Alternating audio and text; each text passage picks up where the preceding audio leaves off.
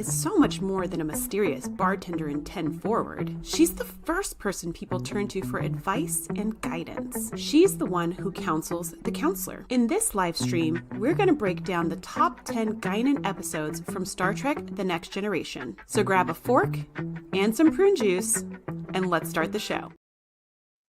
Welcome to the Savage Stream, the weekly live stream where we talk all things Star Trek. And today we are talking about the one, the only Guinan. As always, there are timestamps below, so if you want to skip ahead in the video, feel free to do that at any time. Now, Guinan is an aaaaallll, which is a race of long-lived aliens who look exactly like humans, who are listeners. What does that mean? We don't totally know. But we know that they, just like to learn about other cultures and things like that, and that they make good advisors and good counselors. Now, we did a previous video, which I'll link above, and I will link in the description, all about Counselor Troi and how she was the ship's counselor. The original vision for that character was to be more like the captain's counselor, but it sort of morphed into being the entire ship's counselor. But let's be real, Guinan was the actual ship's counselor. She counseled the counselor, right? When Troi needed help, when she was struggling, when she was going to quit in the episode The Loss, it was Guinan who helped bring her around. And so I am so excited to just gush about how wonderful this character is by breaking down 10 episodes where I think she plays a pivotal role and she really shines. By the way, this is not an exhaustive list. I think in my research, there was like 22 episodes or something like that where Guinan just came in clutch, but I had to narrow it down. So let's get started with episode number 10 on the list. Season 6, Episode 1, Time's Arrow Part 2. The crew of the Enterprise travels back to 19th century Earth to rescue Data. He and the crew uncover an alien plot to harvest human life forces. Guinan uses her connections to help the crew get back home while also being constantly harassed by Mark Twain. So this episode is, I really like this episode. It's different, it's unusual. What I like about it is whenever Star Trek does a back in time episode, which I think every single Star Trek show has done at least once, they usually go back in time to the current time. They usually go back to the present, and you're like when it's being recorded, and you're kind of like, oh, that's nice. But at the same time, I feel like I watch Star Trek for space stuff, not for regular everyday stuff. So sometimes I'm like it, sometimes I hate it. But what I love about something like this is that they went to a totally different era, a totally different time.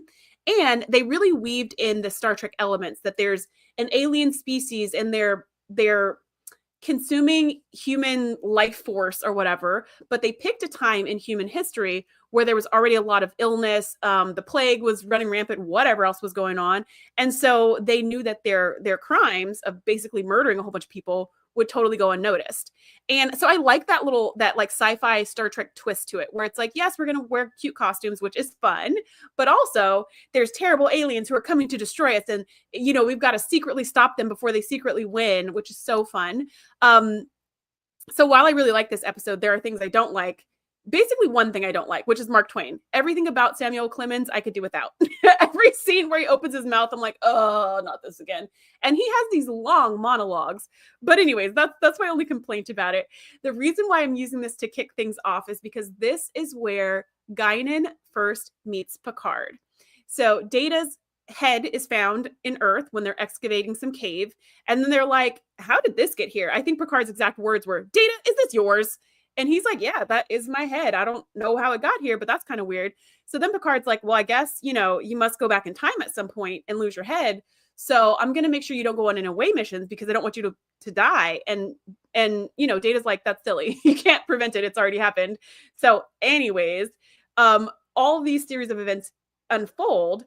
And Guinan meets Picard for the first time when they're in a cave, the cave where Data's head is found. And they're trying to get the crew back to their present time. But of course, Mark Twain comes in and messes everything up. And then the Ophidians, the aliens who love snakes or whatever, show up and they mess everything up also. And so Picard gets stranded with Guinan. Here's an interesting thing about this episode. Guinan's always talking about how her and Picard are so close and, can't even explain why they're so close and all of these things. And so apparently this is the origin story. It's when he stayed in the cave with her and he didn't really nurture to help to health. There was nothing he could do. They were trapped in the cave, but he stayed with her. He stayed with her. He gave her some water if they had some. I don't even remember that, but he just was kind of like there and like a presence. And then Mark Twain came back in time to save him because they figured out the resonance frequency to activate the alien staff that opens the portal, whatever. So then Mark Twain was like, I'll stay with her. I'll get her medical care. You go back to the portal because only one person can use it at a time. And I think Riker was going to sacrifice himself at one point, which, buddy, no, we're not doing that. And so that's like why they're so close. There's actually a line that Guinan says in Best of Both Worlds Part 2, where she's talking to Riker, and she says, the bond that I have with Picard is closer than friendship, closer than family. And that episode was before this episode. So you're like, ooh, what happened between them? Like, what was it? Turns out it was this. It was chilling in a cave for several hours, sharing stories, and just keeping each other warm with body heat and just, hanging out. So who knew that it was something kind of mundane, right? You would think maybe it's hanging off the edge of a cliff or taking over some compound together, but no, it was this. But I think this is the perfect place to start because here's where they first meet. And then when they meet again, right, when Picard meets Guinan later, Picard's like, how do you know so much about me? And she's like, oh, like we've met before, but it's this time travel-y thing that she can't say. I don't know if she's really bound to the temporal prime directive, but I think it's just that she's wise enough to know you don't need to know this yet. / this is going to mess up the sequence of events if I let you know these things ahead of time. In this episode, Riker is like, you know what's happening. You know what's going on. Tell me what to do. Tell me what's going on. Give me some cheat codes. And Guinan is very much like, no, I'm not telling you anything because it could mess up the series of events. I have to let you make your own decisions. And Riker is pissed. Like, he's so mad at her for not just telling him what he needs to know. Is Picard alive? Is he going to get back safely? Like, just all these, what should I do? And this is like the one time that Guinan doesn't give advice, because she thinks her advice is going to do more harm than good, which I guess it does because, Riker makes his decisions and at the end, Picard is saved and Data's reconnected with his head. Mark Twain goes back to his past and keeps writing. So all is well. There's a big reset button basically hit at the end. And she's kind of like, good job. I knew you could do it. I think as much as I love Guinan and would love to have a Guinan in my life, this would frustrate me. If somebody like knew what I should do, but they're not telling me because they want to protect me from myself, whatever, like, I don't know, that would be extremely frustrating. So I totally understand why Riker was frustrated. Also, Riker he's not always big on command. You know what I mean? Like, sure, he's the first officer and all, but he doesn't really care to be the captain. Okay. He doesn't want to be in charge. So having this cheat code of Guinan coming in and being like, hey, here's what you should do. I could see Riker being like, yeah, just tell me. Like, I don't want to make the wrong decision. So just help me make the right decision. Okay. With all of that, I'm going to check the chat and then we're going to hit episode number 9 on the list. And as I said before, there's timestamps below, so you can skip ahead to whatever episode you want in your own good time. Hello to everyone joining live. Hello to everyone who is joining on the replay. PS2 Cypher says, back to present time. That's code speak for saving on a budget. Maybe, maybe not. Do you remember that episode? What is it called? I'm blanking on the name, but that episode of Voyager when they go back to like the 90s, they had a lot of like, they had car chases and I think they had like a shuttle blasting at a truck or something driving down the freeway. So they had some special effects in that episode. So I wonder if they really saved any money or if this was more just like, look, Santa Monica, you know what I mean? I'm not really sure. When Grace says, oh man, I love me some Trek Twain. I am not a fan. Nadia says, no way. Twain in TNG was so annoying. The way he talked, arg, I can hear it in my head right now. When Grace, on the other hand, loved the way he talked, which I think is hilarious. They do bring this idea back in Lower Decks. And I think this is season 4 of Lower Decks. They do have this like moment where 2 of the characters both become Mark Twain and they're talking to each other and they work out all their differences because they're twaining it. And that's the only time that I thought that the Mark Twain voice and everything was funny. Like in Lower Decks, I thought it was funny. I thought it was cute. Like they made a couple people dress up as Mark Twain. And I get that we couldn't have had that funny moment if we didn't have this horrendous moment of Time's Arrow parts 1 and 2. But man, I am with Nadia. Every time he opened his mouth, it was like nails on a chalkboard. Yes, PS2 Cypher says just hanging out in a cave. That's exactly what it was. Poor Guinan was hurt, so it wasn't like fun time in a cave, if there's such a thing, which there would not be for this girl. But it was bonding time. And Nadia's mentioning that Picard also met Guinan in 10 Forward in a bar in the past in Picard, which is correct. So originally in TNG, this is where they first meet. This is where Guinan first meets Picard. Picard first meets Guinan, I forget when, but Guinan first, I mean, we first see her as the audience. We first see her in season 2, episode 1, The Child. So we see Guinan in season 2, but it's clear they already know each other at this point. So I forget where Picard actually met Guinan, like if he says that in the show, like, oh yeah, we met back on Starbase, whatever. But this is the episode where Guinan first meets Picard, which is back in the 18th century or whatever. But then in the show Picard, season 2, season 2, when they went back to the present. In season 2, Guinan is running a bar that's a bar called 10 Forward, or it's like on the streets 10 and Forward or something like that. And that's when Guinan first meets Picard again or something. That I'm not really sure, because that doesn't match with the previous timeline. And then we had this debate about which one's the prime line and which one's the alternate history. And I still don't know, and I still don't get it. So if you know, please clarify to me the order of events, because that actually confused the whole thing for me. PS2 Cypher says it was funny as satire. Do you mean it was funny on Lower Decks, or do you mean it was funny on TNG? Because I did think it was funny on Lower Decks. Not so much for TNG. Hey, Princess Formidable. Great to see you here. Yeah, Nadia's like, I don't remember this. I need to rewatch Lower Decks 1 through 4 and then watch 5. I think it was the very end of season 4. I think like the last 2 episodes or something. And if you want to rewatch season 5, I have a whole playlist recapping every episode of season 5. So don't watch it. Don't watch the playlist until you've actually watched the show. So that way there's no spoilers. Okay, let's hit episode number 9 on the list. Season 2, Episode 9, The Measure of a Man. When Starfleet orders Data to undergo a procedure to be dismantled and studied, Captain Picard argues for Data's rights as a sentient being. In the ensuing legal trial, Picard and Riker serve as opposing counsel in a groundbreaking debate about what constitutes life and personhood. The ruling affirms that Data is a sentient being deserving of equal rights. So, I love this episode. It's so great. This is like perfect Trek, right? Because it's more than just alien space battles, which I love me a good alien space battle. So there's nothing against that. But it's even more than that. There's extra layers. And this is one of those times where the show itself also has some kind of social commentary, which I enjoy. That makes you think a little bit deeper. And it's kind of something that only Trek could do, or that only Sci-Fi can do, where we're talking about the rights of an android. You know, what does that look like? Should they have rights? Should they not have rights? And the reason why this episode is on this list is because Guinan was critical in this entire conversation. It was during a conversation in this entire conversation about Data's sentience and rights.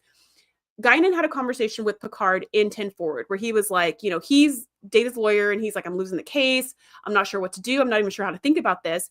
And she helped him reframe it to the idea that if Data becomes property, something that can be kind of studied and broken down into parts and remade, they can create a whole army of Datas that they send out, you know, to just do hard manual labor. And basically, it's created slavery, as opposed to stealing people from their homelands or buying people from their homelands and making the people into property. Data and all of the iterations of Data could be created as property from the very beginning. And when Picard heard that, he was like, whoa, wait a minute, like that is wrong. And that is not something I'm for. So I'm going to fight even harder. Guinan was the linchpin in giving Picard the perspective he needed to fight so hard for Data's rights. And thankfully that was effective. Again, until Picard season 1, when there was a whole slew of android slaves for some reason, which I also still don't understand, because it's a post-scarcity society. So there should be no need for this. So yeah, once again, Picard is confusing. Like, it kind of confuses everything we knew before and everything we loved. And also because there's a whole bunch of android slaves, something happens where like the androids fight back or they don't want to be slaves or something.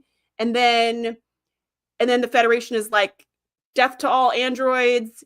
And then it's just like, yeah, so I'm not talking about Picard today because it throws a monkey wrench in the system.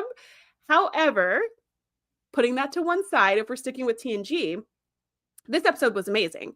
And defining Data's rights was huge because he goes on to do so many things. Like, he goes on to have a daughter that he created, and the daughter is not automatically property because he is not property. Had he been turned into property, had he been stripped for parts by Bruce Maddox, we would have no Data, right? Because he wouldn't have been able to put him back together. But let's pretend he was able to put him back together. Data would have never made Lol because he would not have wanted his daughter to grow up in the Daystrom Institute, right? Away from everything that he's learned and achieved.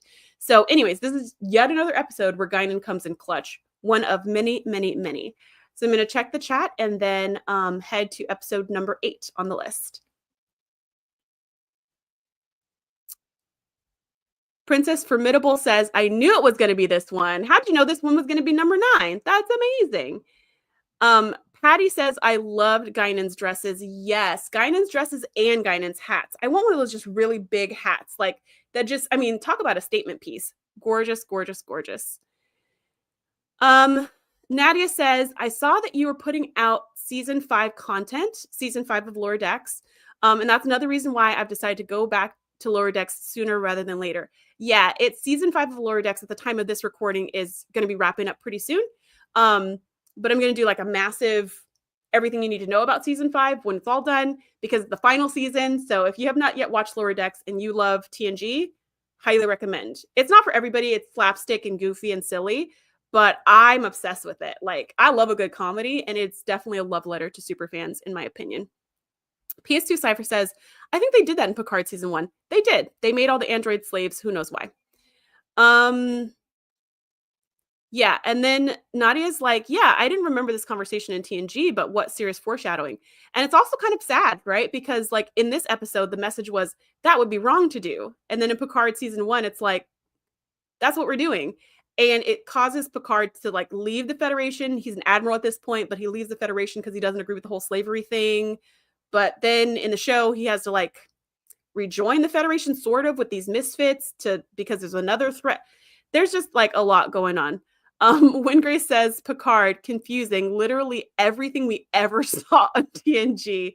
Thank you. I completely agree. So it's not just me. I completely agree. Don't get me wrong. Like, I enjoyed watching parts of it, but it definitely was like, in my mind, I had to watch it as a separate show, having absolutely nothing to do whatsoever with TNG. And then I could enjoy it. But when I connected to the two shows, there were so many like cannot compute in my brain of like, these things don't match. Hello, best of Trek, worst of Trek. HTX Outdoors says, so much fun. Thank you for doing these videos. Love having you here. In the episode Alpha's Row, maybe that's Ensign Row, Guinan tells her that Picard got her out of a mess. What mess is that? Yes, exactly. Yeah. So in Ensign Row, which actually I forgot about that. But probably the mess that Guinan is talking about in that episode is her being stuck in the cave by herself, because that's it could be other things, because presumably they have a rich history of things that happened off camera, of things that happened before she worked on 10 Forward, and all kinds of adventures they went on that we don't know about.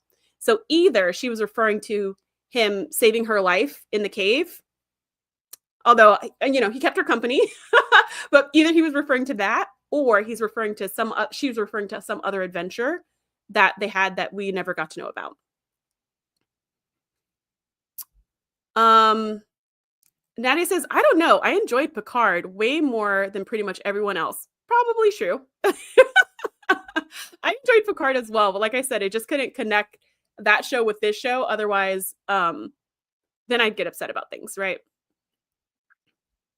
Yes, I got that. Thank you. I noticed. Yeah, thank you. So that's my guess about that one. Yep. And then Wingrace says, Picard was pretty inconsistent even with itself. Yeah, they were trying a new writing style more of like a loosey-goosey, let's see what happens style versus like a tightly scripted, here's the exact arc we want. Or at least that was my impression of watching it. Okay, let's hit episode number 8 on the list. Season 2, Episode 10, The Dauphin. Wesley Crusher falls for Celia, a young woman destined to lead her war-torn planet. Wesley seeks out advice from Geordi and Worf for some reason before landing on the experts Guinan and Riker. Their first kiss is rudely interrupted when Celia turns into a shapeshifter to protect Wesley from her nanny. This episode is so cute. It's so cute. It's so sweet. It's Wesley's first love. In preparing for this video today, I wanted to watch the whole thing again. I didn't have time, but I wanted to watch the whole episode again just because it's just really cute. Like their dates is, they go on a date to 10 forward and have ice cream because she's never had ice cream. They go on a date to the holodeck because she's never seen a holodeck. I think it's just really sweet. Now, my co-host on the TNG podcast did say that she felt like their dates were a little too babyish for their age, like more like something a 12-year-old would do, not so much something a 16-year-old would do. But I'm okay with it. I think, Wesley's a pretty sheltered super genius on the ship. Clearly, Celia is a very sheltered future ruler on her planet or whatever. So I felt like that was actually pretty commiserate. What I love in this episode and why it's here on this list of Guinan's best moments is the scene where Guinan and Riker are flirting. So poor little Wesley, he's running around the ship trying to find somebody to give him dating advice.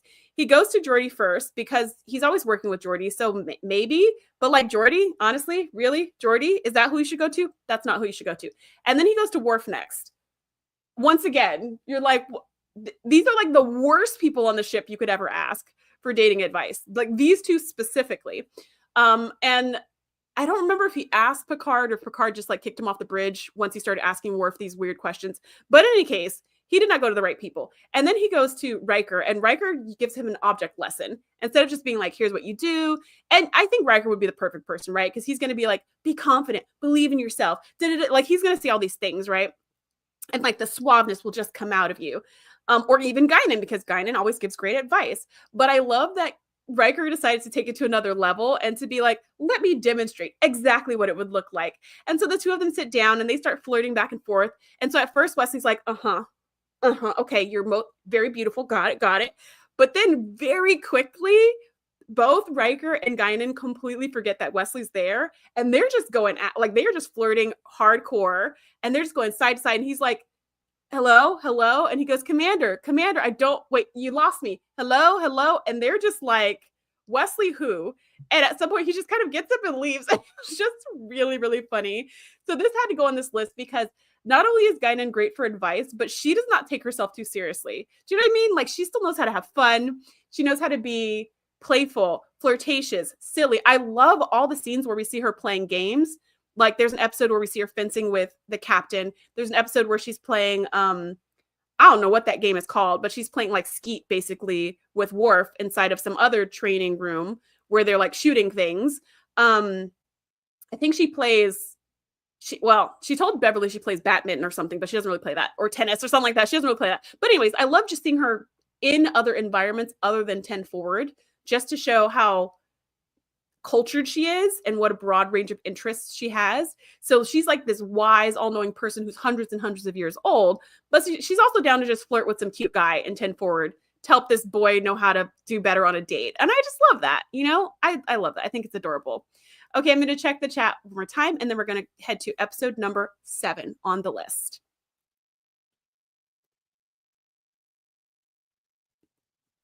Okay, lots of scrolling, which is good. So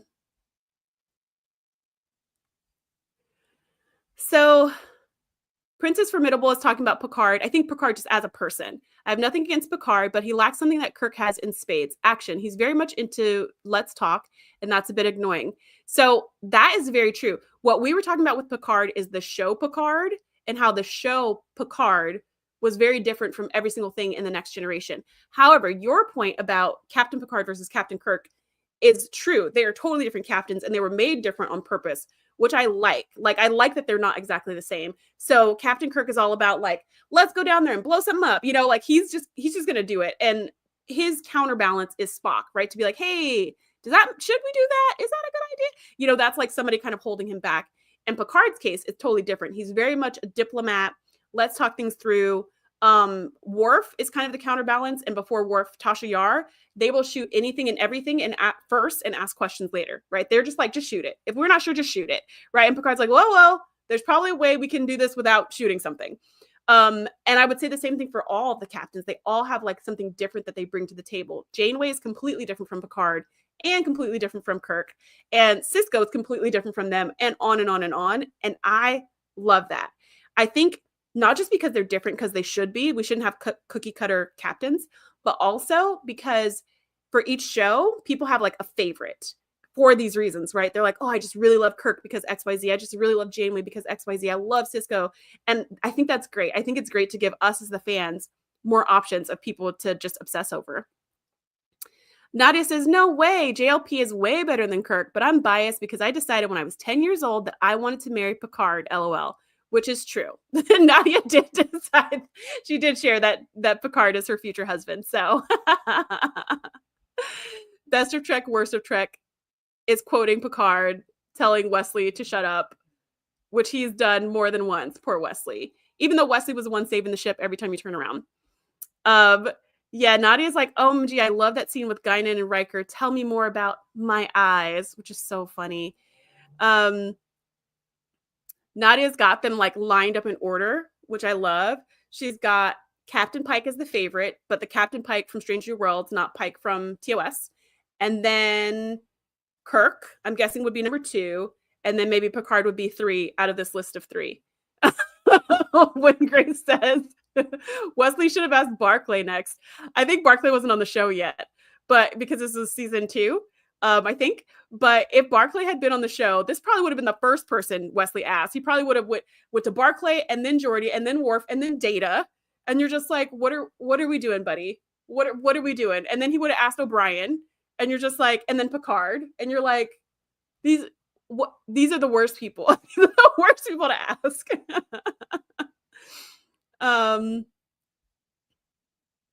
Patty loves the dialogue between the experts. I'm guessing you mean, I don't know if you mean the flirtatious moment between Guinan and Riker or all the fun stuff happening in the chat. But I agree with you whichever way you're taking that. Nadia says, Pike is good. I understand that, but Picard is my hero. And then she also says that Guinan is awesome in all ways. Guinan is the GOAT and Whoopi is the EGOT. Yes, yes. Best of Trek, Worst of Trek says, which I know you have an order on this, says, number 1, Captain Pro Picard. I like Picard season 2. Yeah, you do like Picard season 2. But Nadia also likes Picard. And I also like Picard, although I hated season 2, like passionately hated season 2. But I did like season 1 and I like season 3. And I like that they had a Picard. Like, I thought that was fun. But definitely, like, after your first episode or second episode of season 1 of Picard, you're like, this is not the previous show. Like, this show is not the same.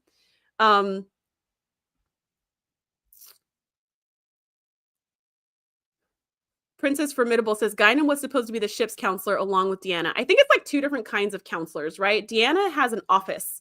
So when you've got questions, you can come sit on her couch. She'll help you work through your issues. She'll teach you how to do some tapping to like calm your stress. Guinan doesn't do any of that, right? Her office is 10 forward. She'll pour you a drink, pour you a nice glass of prune juice, and just banter with you a little bit. Or she'll come to your quarters or come to your office, come to the ready room. She'll just kind of find you where you're at, find you in the holodeck, and she'll just have a conversation. And at the end of the conversation, you'll be counseled. So she's like a ninja counsel. Like, she just sneaks in. You don't see where she's coming from. And all of a sudden, things have been changed. Nadia says to Best of Trek, Worst of Trek. Yes, I love your courage and your opinions. I loved season 3.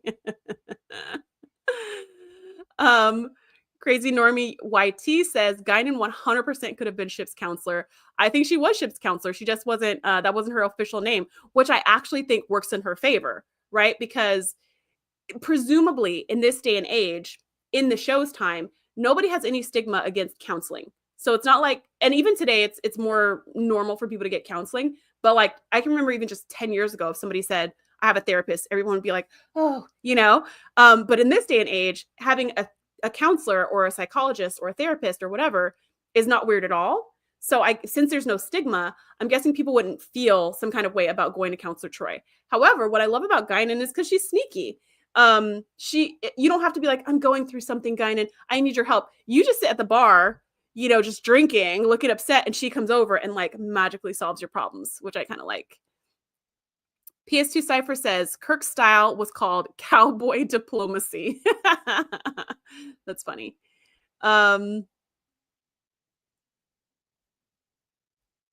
Princess Formidable says this phrase is from the episode Unification, right? Which phrase? The cowboy diplomacy? Maybe that was in that episode. I've only seen Unification like twice because it's not my favorite set of episodes, but it could have come from there. Nadia says, I don't know. I think Guinan's role as bartender was good. She could listen to folks in an unofficial capacity. Troy probably has to keep records on anyone who sees her. That is a good point. She probably does because it's her job. She probably does have to keep records. And obviously Guinan doesn't have to keep records of anything, right? It's just a conversation. That's all. PS2 Cypher says you might as well ask Data. Exactly, Wesley. What are you doing, bud? When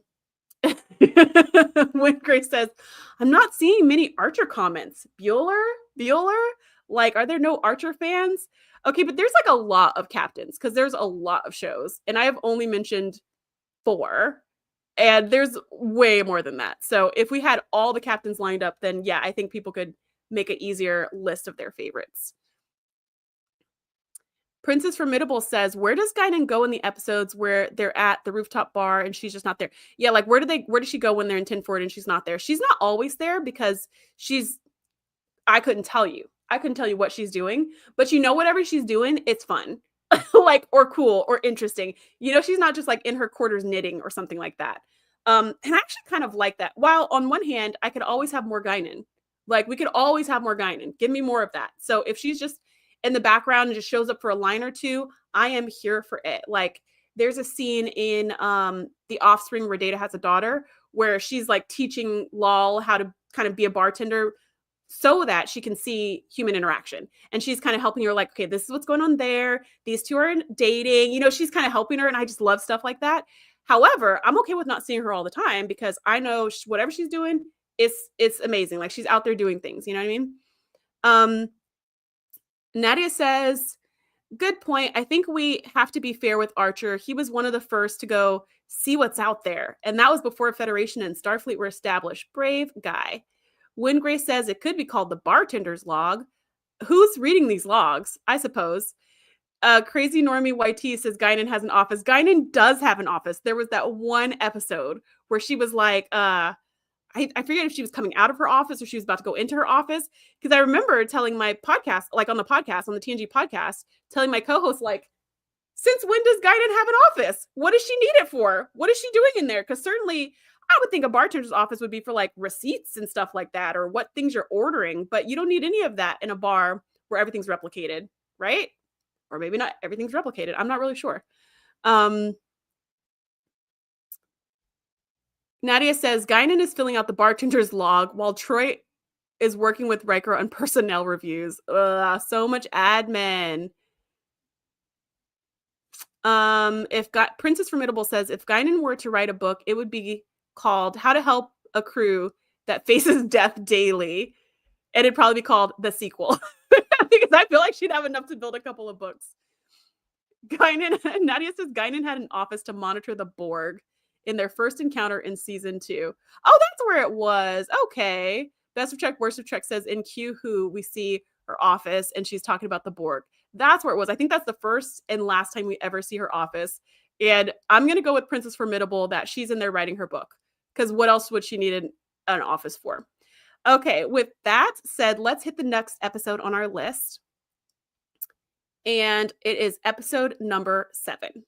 Season 2, Episode 16, Q Who. Q hurls the Enterprise into the path of the Borg to prove to Picard that humanity is not ready for the dangers of deep space exploration. Against Guinan's constant warnings to leave this system immediately, an away team discovers that the Borg are unlike anything they've ever faced. Eventually, Q comes to the rescue and returns the crew home, but they're left with the knowledge that the Borg are now coming for them. So this episode is great, actually. It's one of the really good Q episodes. Although, so, okay, again, when we were talking about this on the TNG podcast, my feelings were that Q was messed up for doing this. Basically, he comes on the ship and he's like, Picard, you're so, like, prideful, the hubris. Like, you want to do this deep space exploration, but you don't realize how dangerous and deadly it is. So he is having this debate kind of with Picard, but also with Guinan. So they're all in 10 forward. It's after this whole like cat scratch moment. They're sitting at the bar. Picard's sitting at the bar. Guinan's behind the bar. Q's in front of the bar. And Q is like, you have no idea what's out there, Picard. You're not ready. And Guinan's like, they'll learn. They'll be ready. It's okay for them to explore. And Q is like, well, they shouldn't explore. They're exploring too far, too fast. They're going faster than they should be going. And so really Guinan and Q are going back and forth about whether or not humanity should be expanding this quickly into the galaxy. And Picard is just like, who by whose standards? Who's saying we're going too fast? What's wrong with what we're doing? And then he also says, I think we have everything we need to face anything that's out there. And Q is like, oh, really? And then snaps them, 2 years away from the nearest Federation outpost. So it's almost like a Voyager prequel, so to speak. They get pushed not 70 years, but 2 years away from the nearest Starfleet help, like at maximum warp, and they encounter the Borg. And Q's whole point was like to teach them a lesson, to be like, see, you can't take the Borg down. You're not as tough as you think you are. So back to the TNG podcast, when we were reviewing this episode, my whole thing was like, why did Q do this? Like, I get that when you're bored, you like to mess with Picard, and like, that's just a thing you do. But also, you seem to be coming with some kind of moral of the story of you're not ready to expand. You need to slow down your growth. You don't know the dangers that are out there. Let me prove it to you. But then he like puts them in harm's way. The Borg almost completely destroy the ship. And then Q comes back at the last second and snaps them back into their original location so that they can kind of like repair the ship. But 18 crew members died in a hull breach from, the fighting with the Borg. And so Picard's upset about that. And he's just like, what was the point of that, Q? And Q's just like, well, now you know. Now you know I was right. And he's like, couldn't you have told me that without losing life? Without losing all these people? And Q was like, well, if he says something like, if you can't handle getting a bloody nose, then don't get in the fight, or something like that. He kind of belittles this loss of life, but also tells him like, you said you're ready. Clearly you're not ready, but if you are ready, then you're ready to deal with the loss. So my co-host, Andrea, was like, this was a good lesson because Picard was having a lot of hubris and thinking he could handle anything. And he did need to get humbled and knocked down a peg and realize that there are dangers in space he knows nothing about. But my thing is like, well, if they weren't supposed to meet the Borg for another 2 years, why couldn't that just happen? Why did Q need to come in and have this moment to be like, let me tell you that you're not ready? Why couldn't they just wait 2 years and then meet the Borg when they were supposed to? And then maybe they would have learned things to be more ready, or maybe they wouldn't have been ready, or maybe they would have been destroyed because Q wasn't there to save them. I don't know. But that I don't get. Anyways, the reason why this is on this list is because of Guinan's role. This is where we find out that Guinan's home planet was destroyed by the Borg. And since we don't know much about the Borg at first, we're thinking like, what, did they blow up your planet or something? But we find out, no, like they just assimilated everybody. And Guinan and a handful of the other Ellorians who happened to not be on the planet, I guess, or were far enough away or got away quickly enough to not be assimilated, were the ones who escaped. So the few people left kind of scattered. And I guess they didn't have a way or have the presence of mind in that moment to kind of come together and clump whatever was left and like escape together. Instead, they just kind of, whoever was left scattered. And so it's very rare for her to meet one of her people. So she, of course, hates the Borg and thinks they're the worst things ever. And she is correct. And then in this encounter, when they get there and she sees the Borg cube, she's like, nope, we got to get out of here. Like, set course to home. It'll take 2 years at maximum warp. That's fine. Like, hit the maximum warp. Let's go. But Picard, which was kind of Q's point, Picard is like, but let's explore though. Like, let's see what this is about. And so they even send an away team over to the Borg cube to kind of look at it and check it out. And they notice that the Borg don't always attack. Sometimes they just hang out, right? The Borg came to the engineering and just was like stealing all the information from their database and was kind of exploring, but they weren't outwardly attacking anyone. So it gave, I think, a false sense of security. Plus, the Enterprise was able to disable the cube, and the Enterprise and Worf was able to kill a drone. So they're thinking like, oh, this is like anybody else we faced. We could fight them, which is what they thought in the beginning when Q was like, these are not like Romulans and, Klingons and stuff like that. Like, there's some stuff out there that you can't handle. But quickly they realize they're outmatched when they realize that the Borg cube can regenerate, that it can fix itself, and that it can fire and keep firing. And they start running away and they realize they can't outrun it, they can't outgun it, and the Borg are not going to give up. Now, at the end, when they finally do get home and Q is like, told you so, Guinan also says, well, now that they know about you, they're coming. So maybe it was going to be 2 years, but now that they know that the Alpha Quadrant exists, that's given them something in their minds to pursue, which is so unfortunate. But this is the episode where Guinan really shines. This is where we first find out that there's beef between Guinan and Q, which we never find out why. We never find out what it is. To my knowledge, if you know what the beef is, let me know in the comments below. But from all my searching online, I have not seen anybody who actually knows this answer, but I have seen several people post videos claiming to know the answer just to get you to watch their video where they don't really have the answer. So if you have the answer, let me know, because I don't know why they don't like each other. But this is the episode where we find out that they very much don't like each other. Okay, I'm going to check the chat, and then we're going to hit episode number 6 or 5, 6. Yeah, episode number 6 on the list.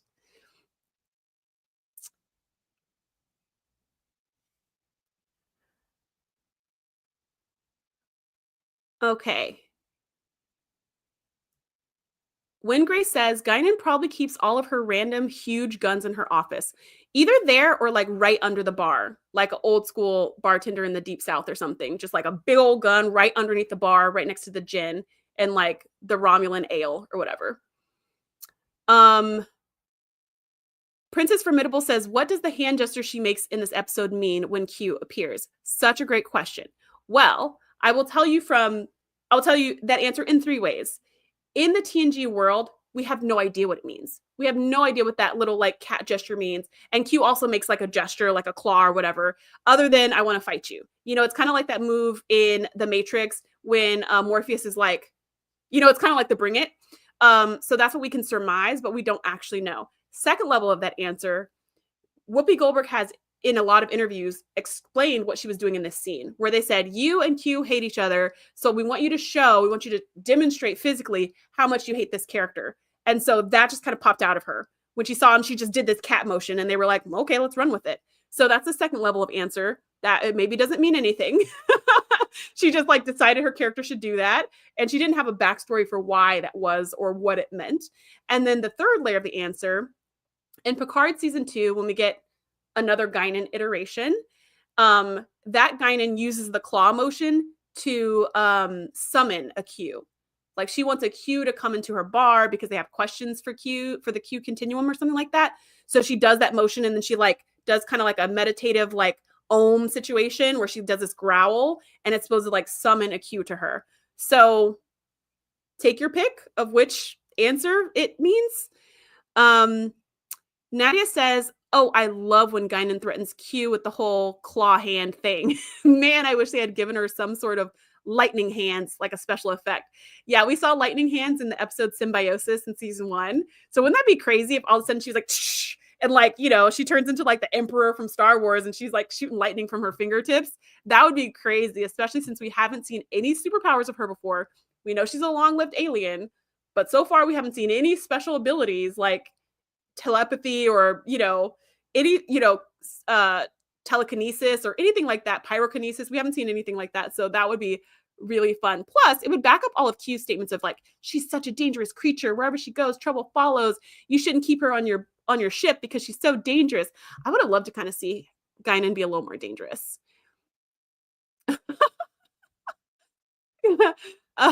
Nadia says to Win Grace, you know she loves that Second Amendment. Yes, right to bear arms.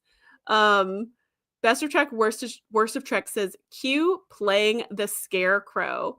Crazy Normie YT says, I wonder if Q had anything to do with the Borg assimilation of her planet. So I have always assumed that that's exactly what their beef was. Because in this episode, Q hurls the Enterprise to where the Borg are to like teach them a lesson. So I always just assumed that he also brought the Borg to her planet for some reason, and that's why she hates him. But literally, I made that up. There's no proof of that. She doesn't mention it. I think she would have said, if that was the case in this episode, she would have said, oh no, he's done it again or something like that. So yeah, we just don't know. Nadia says the Borg already knew about humans though. By the time the Enterprise D encounters the Borg had already assimilated the Hansen family. Yeah, they hadn't realized that yet, though. they don't realize that because what is this season? Hold on a second. Yeah, this is season 2. So the Hansen family, we don't even know about the Hansen family until season 4 of Voyager. So like for many, many, many more years. Princess Formidable says, how fast are the Borg traveling to have reached Federation space as of this episode? I don't know. Super fast? Oh, yeah, that's true. Okay, so Nadia says, watch Voyager. The Borg have these special warp tunnel thingies that I can't remember the name of right now. Yes, that is true. The Borg have subspace corridors, transwarp conduits, that's what it's called. But they are able to travel faster than warp because they have these like, like on a Mario Brothers, the little warp pipes that they jump in, it's like choop, choop, choop, choop, and then they show up somewhere else. So the Borg have these that they made, ? I don't know if they created these, if they found these, if they assimilated these from some other culture, but they have all these conduits all over the place that helps them get from point A to point B way faster than any ship could possibly do it, which is so unfair. Carlos says, hi, everyone. Isn't this episode the episode where the Borg knows about them and they know that the Borg are coming for them? Yes, this is the episode where they find out that the Borg are coming for them now. Nadia says, that's how I interpreted it, that the Borg would have encountered them decades later, not just 2 years later, but the Q encounter made them come faster. Yeah, that's how I always pictured it too, is that like it would have maybe, I don't know how long it would have taken, but Q dramatically shortened that time period because he's a jerk sometimes. PS2 Cypher says the beef works better as a mystery, which I totally agree with. Not knowing what happened between Q and Guinan is much more satisfying than actually knowing and finding out it's something really stupid. Like they had a fight inside a cave, for example. You'd be like, this is their beef? This is lame. You know what? Crazy Normie YT has a point. He says the way that the crew ignored Guinan's consistent warnings proved their hubris, and they kind of got what they deserve. I added that part on. They kind of got what they deserve. You're right. Best of Trek, Worst of Trek says they were already, oh, that's true. That is so true. They were already in the Alpha Quadrant because in the neutral zone, the Borg had scooped up a bunch of colonies off of some random planet. But they weren't revealed to be the Borg for like another season. But at that point, that was what was supposed to be. It was supposed to be like, oh man, the Borg are coming. That is so true. I totally forgot about that. Best of Trek, Worst of Trek.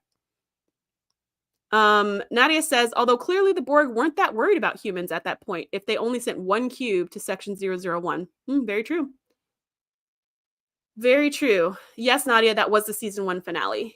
It was a terrible episode, but yes. Best of Trek, Worst of Trek says, as per Voyager, there may have been a second cube at Wolf 359. Otherwise, how were there ex-Borg survivors in the Delta Quadrant? Yeah, like the ones that G.O.A.T found on that planet. So many questions. Maybe I'll do a whole episode just about Borg stuff. And we could like put a timeline. You know what? I'm going to do that. So we can have like a timeline and we can kind of see where things happened and when they happened. That's a good idea. I'm going to do that someday, hopefully this year. Nadia says, I figured that they just sent over a scout ship through the warp thingies to pick up the survivors on the transwarp conduits. Yeah.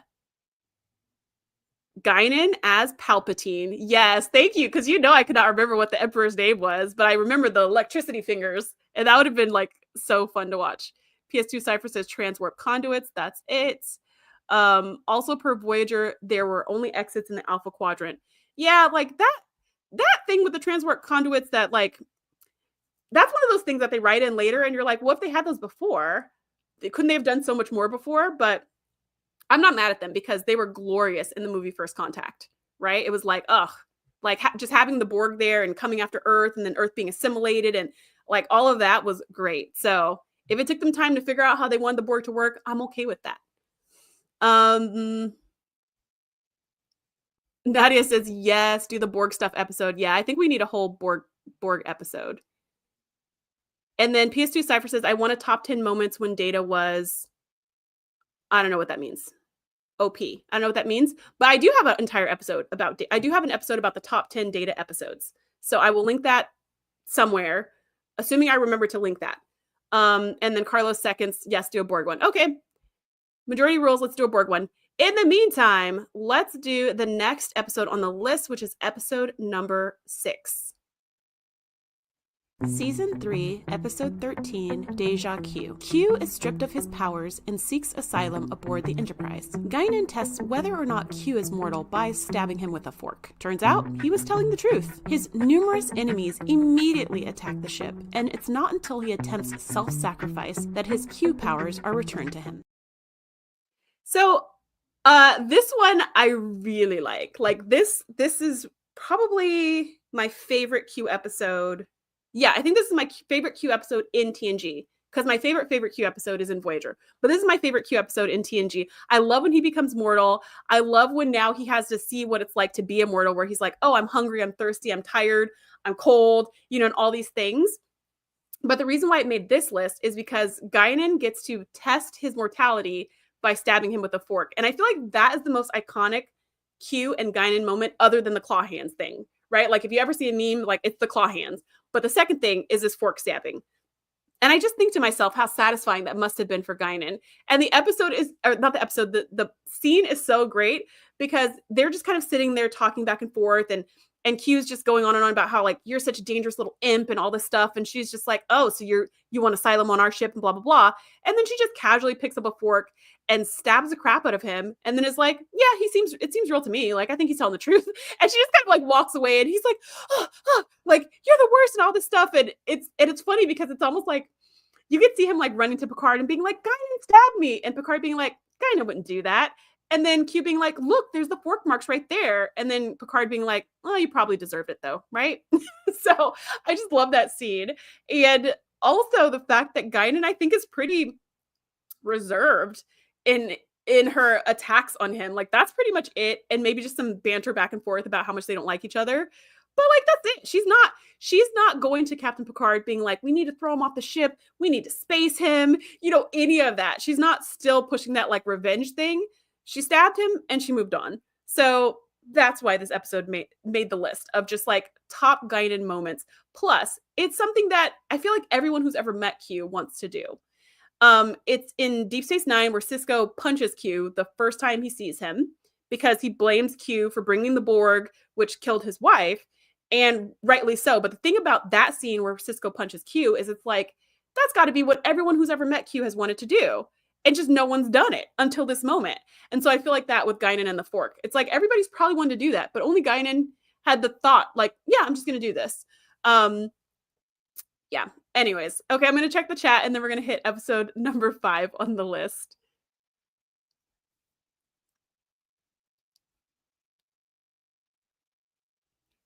Oh, okay. Where Data was overpowered. Ooh, that's interesting. Okay, top 10 moments when Data was overpowered. You know who gets overpowered? I was just going to say this. So who gets overpowered a lot is Worf. Worf gets overpowered a lot. And Data, though, I don't know if Data gets overpowered too often, but Worf gets overpowered like every single episode.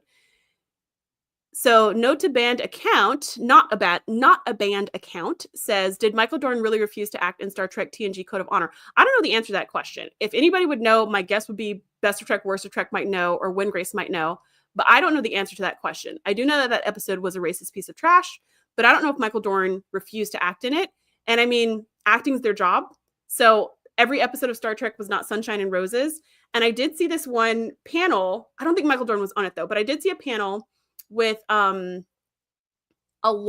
Brent Spiner, okay, with Data, with Geordi, with Riker, and with somebody else at some random convention. And they had asked a question like, who was the hardest guest star to work with, or something like that. And so, of course, being seasoned actors, none of them are going to answer that question, right? Like, they're not going to answer that question because that's going to just cause a bunch of drama. But I will never forget this. What they did was they all moved away from their microphones and they all started talking to each other. And they were like, and the person who was moderating, he goes, hey, that's not fair. We want to hear what you guys have to say. Like, he let them go for a couple minutes. And then he was like, hello, Bueller. He was like, we want to hear what you guys are talking about. And I think it was LeVar Burton, the actor who plays Geordi, who took the mic, and he was like, yeah, we're not going to answer that question. But there were a lot of episodes that were racist, that were sexist, that were this, that were that. And he was like, and, we would do what we could, but that's the job. which I think is kind of tough. You know, it's putting it's kind of tough because you have to act what's on the page. And then there's that side of like, I'm going to stand up for what I believe in, but then there's that side of like, I could lose my job. And so, yeah, it's just messy. So I don't really answer that question, but I do know that being an actor is not for me. When Grace says, hee, fork you, Q. Which Nadia says, it's like a dad joke, but good. Randall says she stabbed him without leaving the fork in. That's true. That's true. What she could have done. She could have left the fork. That's true. And did you see what the fork looked like? Like the space fork? It looked more like those like prong things that you can put in your hair. I just love that they took the time to fashion a futuristic fork for the stabbing moment, because presumably the functionality of a fork wouldn't change from now to the 23rd century or whatever. So a fork could still look just about the same, but they made it look like a gilded Kiva Spaggio style fork, which I think is just kind of fun. Crazy Normie YT says, I like how no one was upset. Literally no one. Granted, it was Data who was sitting there, so Data is just going to be like, how unusual. But no one else in the bar was like, oh my gosh, Guinan stabbing people. They were all just like, yeah. So anyways, like I was saying, like nobody cares. Nobody cares. You're right. Besides Q, nobody cares. When Grace says, that was not just a dad joke. That was a Star Trek dad joke. I love it. Princess Formidable says, one of my favorite Guinan moments is when she's training fencing with Picard and she pretends to be injured to give him the lesson, where she's like, yeah, look, you took pity on me and look what happened. Yes. And that episode is coming up. Like that scene is coming up in a little bit. Nadia says, Q as a human, all you hear is people yelling in the background in unison, airlock, airlock, airlock. That's messed up. So he only gets to be a human for like 15 minutes before he's shoved in the airlock. Patty says, Guinan saying, oh, how the mighty fall, completely deadpan as she pulls the fork back out. Logan says, in this episode, I see Q as the flip side of Data. Oh, that's interesting. He examines humanity with disdain, sort of jaded, as opposed to Data's innocence and wonder. You know what I think, Logan, is so interesting about how Data is so into humans, which I don't get because I feel like Data's way better in a lot of ways.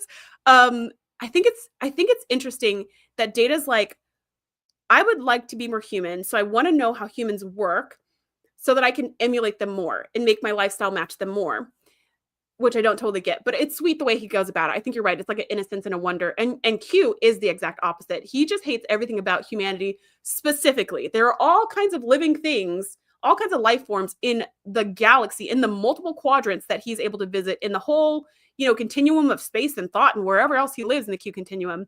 But it's humanity specifically that gets under his skin. I think that's a really interesting comparison. Best of Trek, Worst of Trek says, I heard the rumor that Michael Dorn wouldn't act in Code of Honor, but I also heard he just wasn't available. So at the end of the day, you have to ask Michael Dorn to get the real story. And Michael Dorn's the actor who plays Worf. So yeah, you'd have to ask him to get the real story. Are you going to get the real story? Maybe, maybe not. Because sometimes stuff like that happens, right? Or characters, actors are fired or actors quit or, sometimes stuff happens in the background and it'd be completely unprofessional to talk about it in public, or sometimes probably illegal if they have to sign NDAs and stuff like that. So sometimes you just never get the truth. So I guess whatever rumors you want to believe. Crazy Normie says, Code of Honor was Threshold quality, but worse. Code of Honor was garbage. Threshold is also an episode. I think the episode was interesting, and I would love to never talk about it again. It's like the most, like an interesting idea, but such a disturbing episode. I would never want to ever talk about it ever again. Nadia says, that's a great perspective. Plus, when Data gets injured helping Q, it shows even more how they were different. Yes, because like, was that there was like a little scene where like the what are they called? Calmarines or something, the energy beings, they come in through the ship and they start attacking Q, and Data rushes over to try to help him while Q's like sitting all like, on a chair just by himself, and then these things come to attack him and Data goes to help, and then Data gets injured. No one else was running to help. Everyone else was like, oh man, something's going on with Q. Nobody was even like security, medical, nothing. Everybody was like, oh, what's going on? And Data was the one to rush in and help. Poor guy. Carlos says, doesn't Worf get beaten to show how strong the enemy is because Worf is meant to be a highly trained fighter? That is absolutely true. And I think it's called the Worf effect, where Worf is always beaten up to show how strong whatever the alien who's entering is, because Worf is supposed to be the strongest one in the entire crew. Crazy Normie YT says, I want to know what Q told Crusher about his hand. He probably didn't even know to go to her for that fork injury, because he's never had an injury before. So he probably didn't even know what to do. Oh yeah, Randall said that's called the Worf effect. It sure is. It sure is. PS2 Cypher says, that was that moment that Q gifted Data with a moment of humor. Yes, this is the episode that ends with Data having a huge belly laugh because, to your point, who was it? Was it Logan? Yeah, to your point of Data always wanting to be human, they have Data and Q have that conversation in this episode where Data's like, I want to be human, and Q's like, why? They suck. And Data's like, I like them. I kind of like them. And so he was like, I will never know what it's like. And he names all these things that humans can do. One of the things is like to have a good belly laugh. I will never know that. And so at the end of this episode, when Q's like all happy to have his powers back, he turns to Data, and Data's like, do not make me human, because he knows that Q has the power to just make him human. He doesn't have to keep going on this quest to uncover his version of humanity. Q could just literally make him a human right now. Like, he could have that. But he doesn't want that. He doesn't want to shortcut his journey for whatever reasons. So he goes, Q, do not make me human. Like, I do not want you to do that. And so Q's like, I would never do something so horrible to somebody I like. And then he gives him the big belly laugh, which is like just the best way to end the episode, right? Princess Formidable says, once when I was little, I wanted Q to put the Enterprise in Romeo and Juliet, and putting Picard as Romeo and Beverly as Juliet. I always loved this couple. Yeah, they do not a Romeo and Juliet, but they do a Robin Hood and Maid Marian. So if you like that one, and that's another Q episode. What is that episode called? What is that called? I don't remember. It'll come to me. But they do that. They do something similar to that, but it's not Beverly and Picard. Unfortunately, it's Picard and Vosh. Melanie says, I just stumbled onto this and I love Guinan, Times Arrow specifically. Well, you are in the right place. Times Arrow was the first episode that we talked about. We're currently about to be on episode number 5. But yes, the first episode we talked about was Times Arrow, because Guinan is everything. And it was just great to see. I think that was one of the few Guinan-centric episodes was Times Arrow, because she's not a bridge crew member. So what are the odds she's going to get a whole episode just for herself? Wingrace says, given enough time, after a couple of years maybe, I think Data would have moved beyond wanting to just be human. I don't know. Oh, a couple of 100 years, Wingrace says. Given a couple 100 years, maybe he would have moved on from wanting to be human. But if Q could make him human, why didn't he just become human? You know, I'm just wondering. Melody says, I am a human who identifies as a robot. Yeah, no kidding. No freaking kidding. Data does get an emotions chip eventually. So, oh, thank you, Cupid. That's what it was called. I kept being like Valentine's Q. I was like, that is just love Q. That's not right. Cupid, that was the name of that episode. Yeah, Data does eventually get an emotions chip so that he can be more human. But he literally could have gotten his goal. Like, Q could have just given it to him. So now that we're saying this out loud, I kind of don't understand why he didn't just say, yeah, do it. Go for it. But he didn't. Who knows? Okay, now let's hit episode number 5 on the list. Season 3, Episode 15, Yesterday's Enterprise. A temporal rift brings the USS Enterprise C into the future, creating an alternate timeline where the Federation is at war with the Klingons. Guinan is the only one who senses that something is wrong, and she's able to convince Picard to send them back. In a bittersweet twist, Tasha Yar goes back with the Enterprise C to die the warrior's death that she deserves. So, this episode, Yesterday's Enterprise is definitely like one of the top, for me, one of the top episodes. I'm trying to think if this is like a top 10. Well, I don't know about that. Top 20 for sure. Top 20 for sure of TNG, where we get this alternate universe, this different timeline. We get Tasha Yar back, which is really fun. We get the ending that she really deserves, not some stupid tar monster who kills her with wind. That was so dumb. But now we see she's like going out in a blaze of fire and battle. And like, this is Tasha Yar's ending. And then for us to find out later in the next season that Tasha Yar didn't end in a blaze of glory as soon as she went back through the rift, but that she ended up having a daughter, and then the daughter came back, and now the daughter's against the Federation. Like, all the layers of that was, just so worth it. So that was like a nice save of just like a really sad way to end her story. I'm so glad that they did all of that. That being said, the reason why this made the list of Guinan's best moments is because she is the only one who knew something was different. And I guess maybe we'll call it here. This is her special ability, right? Because I said earlier, what are the special abilities of aaaaallllls other than the fact that they're listeners, right? The fact that they're great with advice and they're great with learning and stuff like that. This, I guess, is it, that she can tell when temporal distortions happen, when no one else can. And how can she do that? So it must be maybe it's a special aaaaalllllian ability, maybe it's a special Guinan ability, but I'm just going to extend it to all aaaaalllllians, that this is something they can do. They can tell when time shifts have happened. If she had been on Voyager, her brain would have exploded because they are always doing time travel and time shifts and time loops and stuff like that. But thankfully they don't do it too often on TNG, just a handful of times. And she was the only one who knew something was wrong.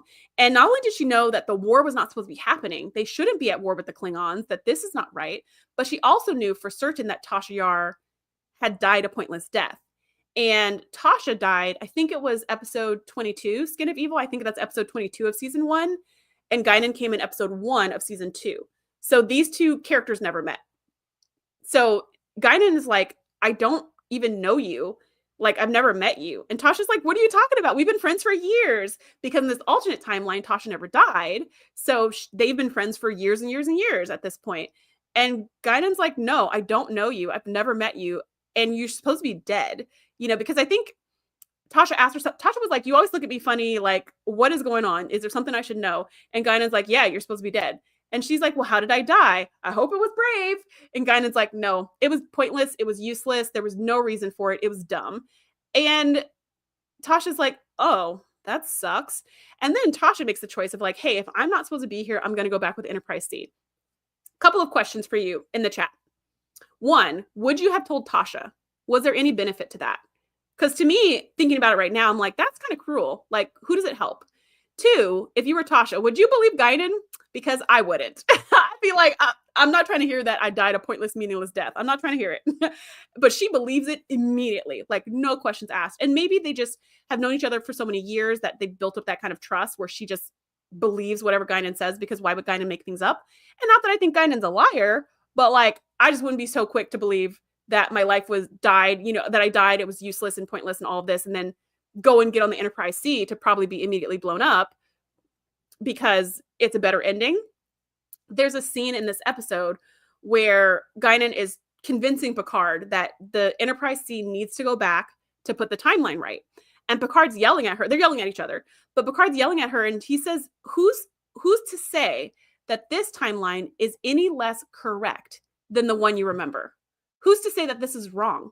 Who's to say that this shouldn't be the prime line? I took that line from Win Grace, by the way, the prime timeline. Thanks, Win Grace. Who's to say this isn't the prime line? Who's to say that there's something wrong with this? And if we change this, a bunch of people could die. We're changing people's lives, like temporal prime directive. We can't mix things up like that. Like, who are we to say? And I love what Guinan says with this confidence. She says, I'm to say. Like, girl, you're speaking for the whole Alpha Quadrant. I love the confidence, because she was right. She knew that we need to readjust the prime line, because when he says people could die, she says, I'm not going to sacrifice their lives. I'm not going to send the Enterprise C back to die. I'm not sacrificing this crew. And at this point, there's probably like 50 people left alive on the ship, because they've been all, because they were in a battle themselves. But Guinan comes back saying 40 billion people have already died in a war that's not supposed to be happening. So you're worried about this crew of 50. Billions have died in a war that shouldn't even exist. This war should not even be. So you need to put that right. And again, Tasha believed her right away. Picard took some convincing, but he was eventually like, okay, I believe you. We need to send the ship back. Unfortunately, at this point, the captain has died in sickbay. The captain of the Enterprise C has died in sickbay from her wounds. And so the first officer becomes the captain. And so that's why Tasha Yar goes over to be like their security person or something. I'm not really sure, but she made this argument of like, you don't have enough people and you need somebody on the guns when you go back, because you're going back directly back into a battle. And we've kind of like spruced up your ship as much as we can, but we know as soon as we go back, it's probably going to be blown up. But you need me to like shoot a couple extra torpedoes or something, fire phasers a little bit longer. I'm not really sure what her argument was, but basically they don't have enough people. So she was like immediately on the bridge because that's how few people they had left. Anyways, Guinan is so key in this episode because she puts the prime line right. And I mean, that could just be her motto, right? Guinan, the one who puts the prime line right. Because she helps people who want to quit their jobs not quit their jobs. She helps people who are getting terrible dating advice from Worf and Geordi get great dating advice from her and Riker. You know, she is the one who's putting things right. And I just love that about her. Okay, I'm going to check the chats, and then we are going to go to episode number 4 on the list.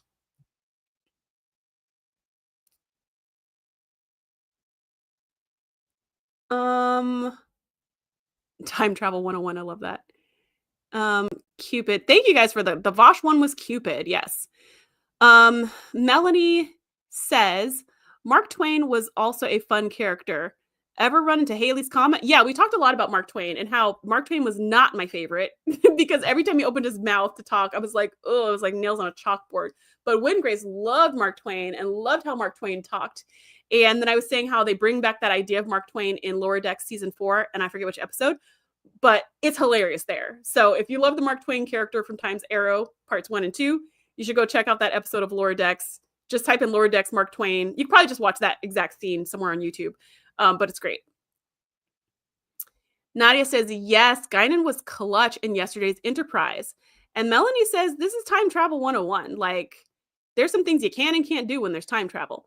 Best of Trek, Worst of Trek says, I love yesterday's Enterprise, but if I were Picard, I'm not sure I'd have any faith in what Guinan was saying and that she just feels that things are wrong because that's too convenient. I agree. Like, I would have a lot of big question marks before making such a huge decision. However, again, like with the Tasha Yar thing, maybe it's just that they have so much built up trust that they're like, if Guinan says it, it must be true. That's the only thing I can think of is that she's never steered them wrong and that she's got so much credibility that you just have to believe her. That's the only thing I can think of because I can't think of like a normal person in my life today who'd be like, you know, the life you're living right now is an illusion and you need to go send these people to die so that the world can be readjusted properly. Like, I don't know if I'd believe that. But, you know, they've been through a lot of things together, including probably some timey-wimey stuff that would give her faith. Randall says Picard's instincts fail him, which is rare. And also, like, she was right. She was right. And when he took her advice, everything turned out well. He doesn't remember that because of the time travel, alternate reality, whatever. So he will never know that it was the right thing to do to listen to her. But she, when she was back in the prime line, was like, all things are well now. So the whole thing with the time travel stuff too is like that big reset button is like, you don't really learn any lessons because nothing stays around. Nadia says, I don't know. We see this a lot in TNG. Someone says that something is wrong, but can't prove it. And Picard takes their word for it and proceeds with caution. That is true. This was like a big thing though, because it was sending the Enterprise C back to their certain death.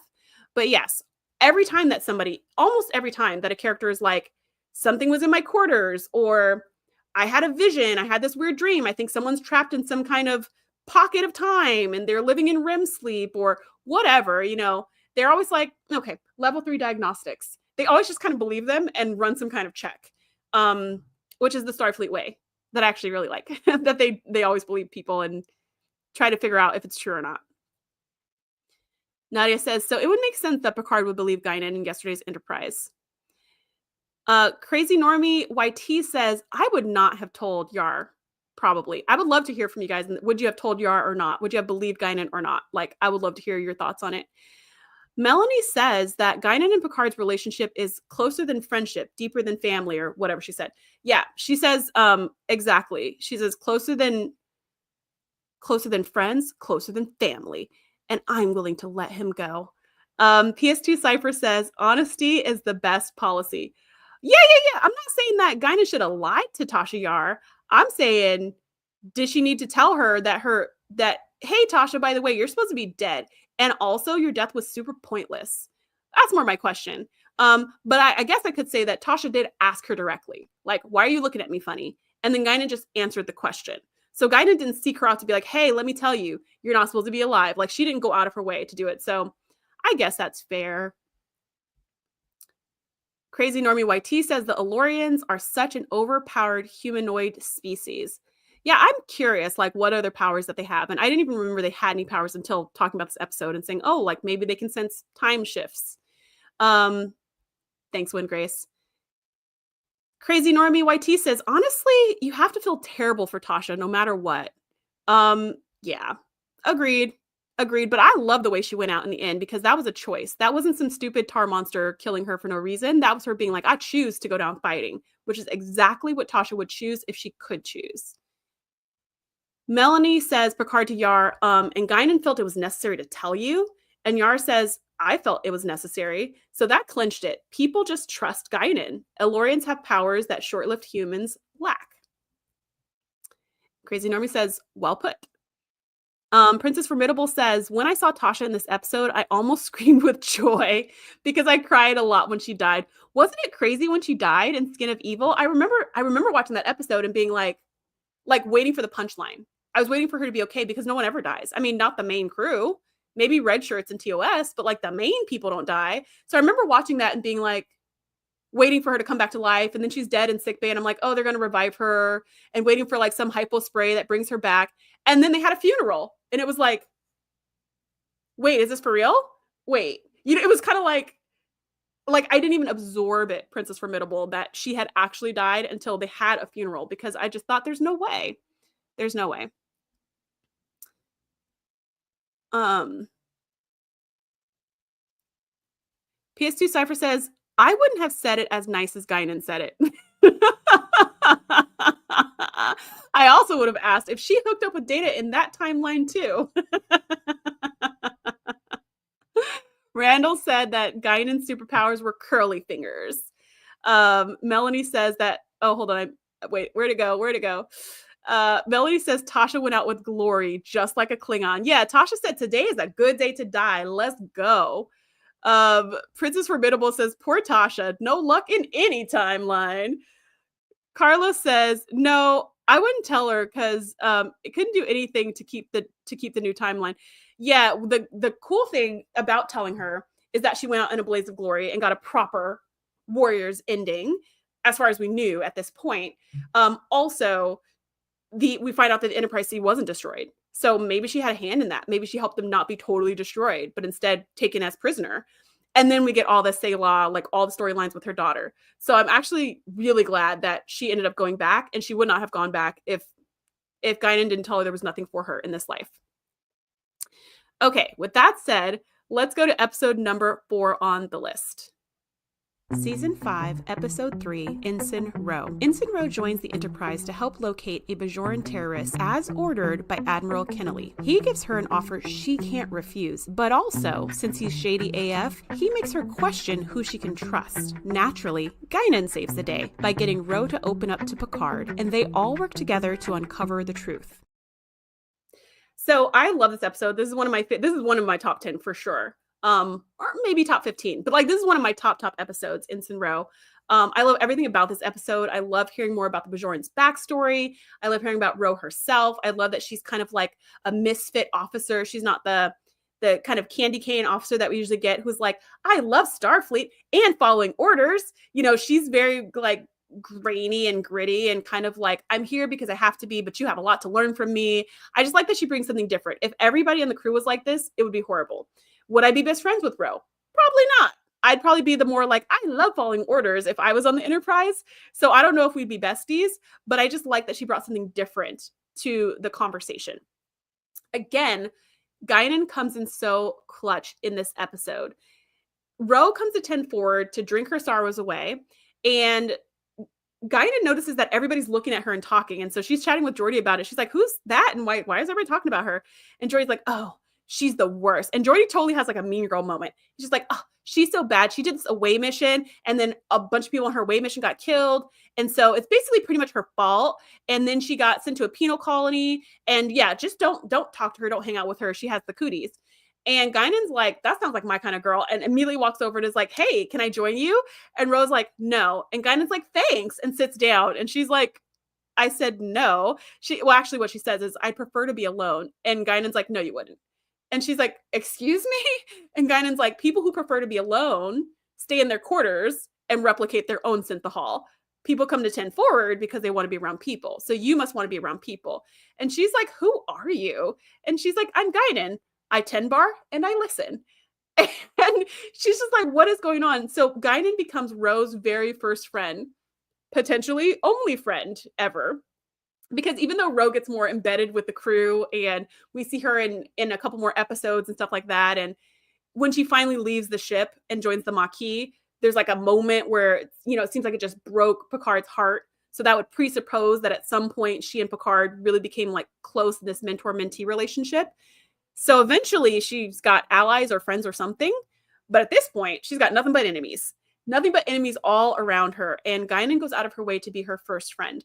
That alone is beautiful. That alone would make this episode make the list about how amazing Guinan is as a person. In addition, we find out that Ro is between a rock and a hard place. Admiral Kennelly is using her to infiltrate these Bajoran terrorists who he thinks are responsible for attacking a Federation colony, but it's really the Cardassians being shady. So she's like trying to help her people, but she's being used by Admiral Kennelly underneath Picard's nose, and then Picard's getting mad because it seems like she's being really she's not following orders, and all of this stuff is going on. And it's Guinan who comes to the rescue, who finally pries the truth out of her, and who's like, okay, you need to talk to the captain, right? And Ro's like, I can't talk to him. He doesn't listen to me. He doesn't believe me, and da-da-da. And Guinan's like, no, you need to talk to the captain, and brings her in there and is like, Ro is my friend. You need to listen to her. And Picard is like, I know you did not. Right? He's like, why are you coming in she's supposed to be confined to quarters. I don't know why she's out here. And Guinan, I do not know why you have inserted yourself in the situation that has nothing to do with you. Right? So he starts to go off, but Guinan cuts him off, stops him, shuts that down. And she's like, this is my friend. You need to talk to her. And he just is like, have a seat. Right? Because he has all this camaraderie built up with Guinan where he trusts her. And when they sit down, he goes, Guinan doesn't call people her friend easily, which I actually find quite surprising. I would think, because she's so personable, that she considers everybody her friend. But maybe she considers everyone an acquaintance, and then she's got a handful of people that she considers a friend, like more that she'll go to bat for. I'm not really sure what that means. But I would think that Guinan considers everybody a friend and will call everybody a friend. So that was kind of a weird statement, but whatever. That's what he says. It's like she doesn't use that term lightly. She doesn't just throw it around. So if she says you're her friend, you know, I have to listen to you. I at least have to listen to what you have to say. And then afterwards, I'll decide what I'm going to do next. And of course, he hears the whole story and is like, what? And believes her because Ro is so convincing. And she's like, I don't know what to do. Like, I want to help my people. I want them to have weapons and things that they can use against the Cardassian occupation that the Federation was not allowing before. So I want to do this, but also now that I'm here, when I found out that Orta never attacked that station, now I'm like, wait a minute, this whole deal was based on, if you stop attacking us, we'll give you weapons, but like they never attacked us in the first place. I don't know who to believe. And Picard's like, all right, okay, now that I've heard you, 1, I believe you. 2, Admiral Kennelly sounds like he's up to some shenanigans. And 3, let's work together to get to the bottom of this. And that's exactly what they do, which is why it's one of my favorite episodes. But yeah, Guinan is so clutch in this. Like, without her, Ro would have probably gone down as a traitor. Orta would have been murdered for no reason. Admiral Kennelly would have been giving himself a pat on the back for doing the Cardassians' dirty work. The what-if scenario without Guinan would just be terrible, which I think we could apply to all of TNG.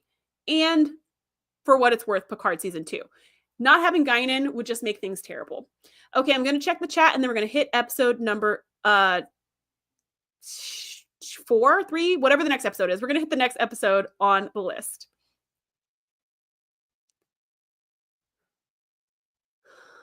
That is a great question. So Princess Formidable says, why was Ro arrested? She led an away team on some mission and they all died. I don't think it was her fault. She was just in charge, but somehow she turned herself in or something like that she was responsible for their deaths, and somehow that led to her being arrested. But I don't remember all the details. Somebody will say, somebody probably knows in the comments, but I think that's what happened. PS2 Cypher says, how did Ensign Ro get into Starfleet again?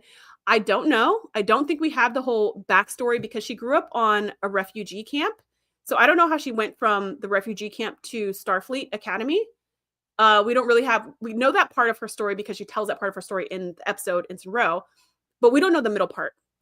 But at some point she gets to the academy, she graduates the academy, she's working on a ship, she's leading this away mission, and then that's when things go sour, and then she ends up in a penal colony. So I don't know how she got into Starfleet. That'd be a good story to hear. Best of Trek, Worst of Trek says that Ro did her job, things went wrong, and as we saw with Michael Burnham, Starfleet always needs a fall guy. Melanie says Picard trusted Ro because Guinan had told him she's my friend, and Picard told Ro that Guinan chooses her friends wisely. Best of Trek, Worst of Trek says, in so many words, Ro was a token Bajoran. Yeah, I mean, she was, because she was the only Bajoran we had in Starfleet as far as we know from, just from TNG. But I wouldn't say that like because she's a token Bajoran, that's how she got into Starfleet Academy. I feel like her story has got to be very similar to Yar's story, because Tasha Yar grew up on a planet where everybody was being like sexually assaulted 24/7, and it was just like gangs and violence and all of this. But she ended up being a lieutenant in Starfleet doing security. We also don't know what happened to her, how she got off that planet and then got into Starfleet Academy and then took a different path. We don't know those steps. We just know her childhood was really, really rough, and somehow she ended up in Starfleet. So I think they're kind of similar in my mind, is that we don't know how that happened, but somehow it happened. And now that they're here, what are they doing with it? Best of Trek, Worst of Trek says Kinnelly is another Badmiral. Another Badmiral, you don't say. Yeah, Admiral Kinnelly is just the worst. He's just the freaking worst. Yeah, so Melanie says, I was very surprised when Ro showed up on Picard and very sad when she died. We're assuming she died. Another honorable death, Klingon style.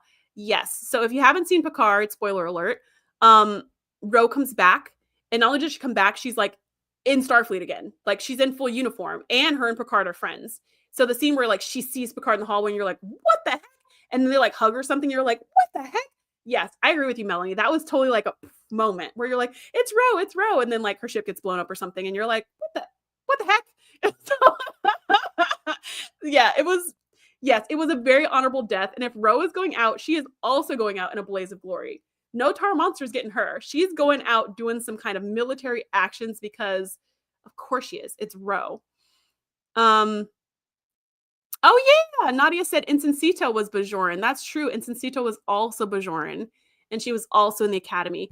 She was friends with Wesley, and then when she graduated, and she got into some trouble with him, and then when she graduated, Picard went out of his way to make sure she was on his ship. She was stationed to a ship to like give her a chance to make it, and she, of course, sadly, as we're talking about the Bajorans who don't make it, she was also murdered by the Cardassians, which is super, super sad. Like it was the episode called Lower Decks.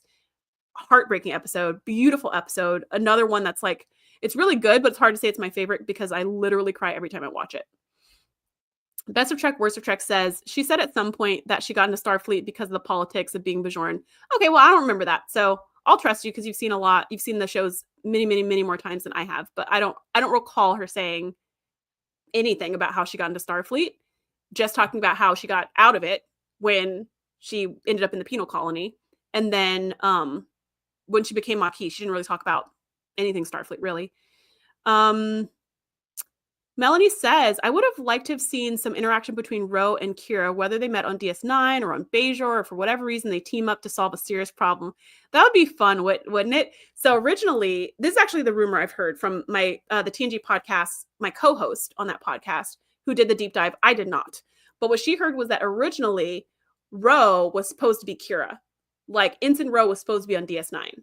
But the actress who plays Ensign Ro turned that down. So they created a different character. So like with the original vision, we never would have seen Kira and Ro together because Ro would have just like rolled over to the new show. But I still think that's a really fun idea.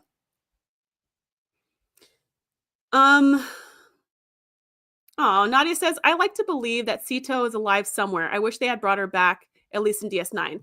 Yeah, but she's not. Like, but she's not, because they like her ship was blown up to pieces and they just found fragments of it. I guess she could be held prisoner still by the Cardassians or something. They also talk about her in Lower Decks season 4 because apparently Mariner really looked up to Sito and like they were at the academy at the same time. Isn't that a fun tie-in, even though it's a really sad story?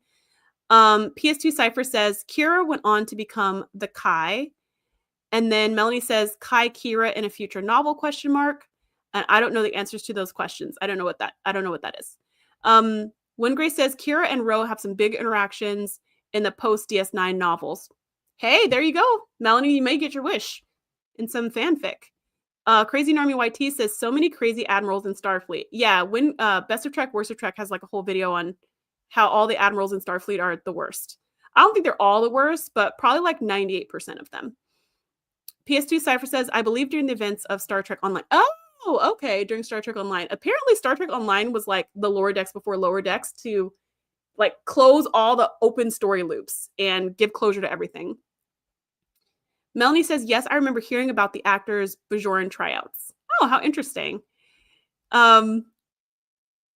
Princess Formidable says, to this day, I don't think Michael's entirely to blame for the war. That's funny. That's a conversation we probably need to have at some point about just stuff in Discovery. And Nadia totally agrees. Bye, Princess Formidable. And then Wingrace says Shax also must have been in Starfleet around this time, I would think. I would think so too, because he talks about there's an episode, it's the first episode of season 5, where like Shax is talking to another Cardassian and he's like, how did you get so strong? And he's like, from strangling Cardassians. And he's like, yeah, me too, or whatever. So like, yeah, he would have to be around this time as well. Melanie says, post DS9 novels. Good to know. Thanks. You're welcome. I know. I didn't know that either. I don't know anything about the novels and stuff. Okay, let's do whatever the heck the next episode is on the list. It's either 3 or 4. But here we go. Season 4, Episode 1, The Best of Both Worlds, Part 2. Picard's assimilation as Locutus of Borg places the Federation on the brink of defeat, forcing Riker to lead the crew in a daring rescue mission. The away team successfully kidnaps Locutus and uses his connection to the collective to send a signal that destroys them just in the nick of time. Data and Beverly repair the physical damage, but the emotional damage Picard has experienced is not so easily fixed. This episode is great. This episode is better, way better than part 1, right? Part 1 is the setup. Part 1 is learning that Borg exists. Part 1 is like learning that Shelby is very ambitious, you know? So part 1's kind of like, okay, cool. And then at the end, when Riker's like, Mr. Worf, fire, that's when you're like, oh my gosh. So the last 5 minutes are very exciting. But I would say pretty much all of part 2, from beginning to the very end, you're just like, on the edge of your seat, like what is going to happen. It's very good. It's very exciting. Definitely one of the best episodes. Again, I'm like, is this in my top 10 though? Probably. Best of Both Worlds? Yeah, probably it's probably in my top 10 of all for TNG episodes. And the reason why it made this list is for one scene. This is why it made this list of why Guinan's the GOAT. For one scene, we see Riker doing, basically he promotes Shelby to first officer, which I don't even know what her rank, I guess her rank must be lieutenant commander because she was trying to get Riker's job, right? So he promotes her to first officer because now he's the acting captain because Captain Picard has been assimilated. So he promotes her, he like shakes her hand, is just like, you're promoted, field promotion. And she's like, yay, got what I wanted. And they're in the observation lounge and they're like brainstorming what they can do and what they can do next because their weapons aren't going to work against the Borg because Picard knows all their command codes. And so now all the Borg know all their command codes. And so he's like walking around the observation lounge, talking to different people. And he gets to the head table where Picard usually sits and he just stands behind it. But a bunch of other people are standing too. So it's not that weird. But then later on, he walks into the ready room and Guinan is sitting in Picard's chair because she has noticed that he's purposefully not sitting in Captain Picard's chair. He doesn't want to sit in his chair on the bridge. He doesn't want to sit in his chair in the observation lounge. And he certainly does not want to sit in his chair in the ready room. So he walks in and Guinan's sitting in the chair and she's like, and Riker's like, what are you doing here? Like whenever you see Guinan outside of 10 forward, I guess you're kind of like, what are you doing here? And she's just like, I'm sitting in the chair, which is what you need to do. And he was just, you know, and again, this is where the counselor of the counselors comes in, where she's talking to him. And this is where she says that line that Melanie quoted before, that my connection with Picard, it's deeper than friendship. It's deeper than family, but I'm willing to let him go. It's in this scene where she's like, you need to let him go and you need to become the captain. You need to step up and you need to make the hard decisions and handle this problem. He's not coming back. And Riker's just like, you don't know that. He might come back. We can get him back. Da, da, da, da. And she's like, no, he's gone. Let him go. You're now the captain. You need to be the captain.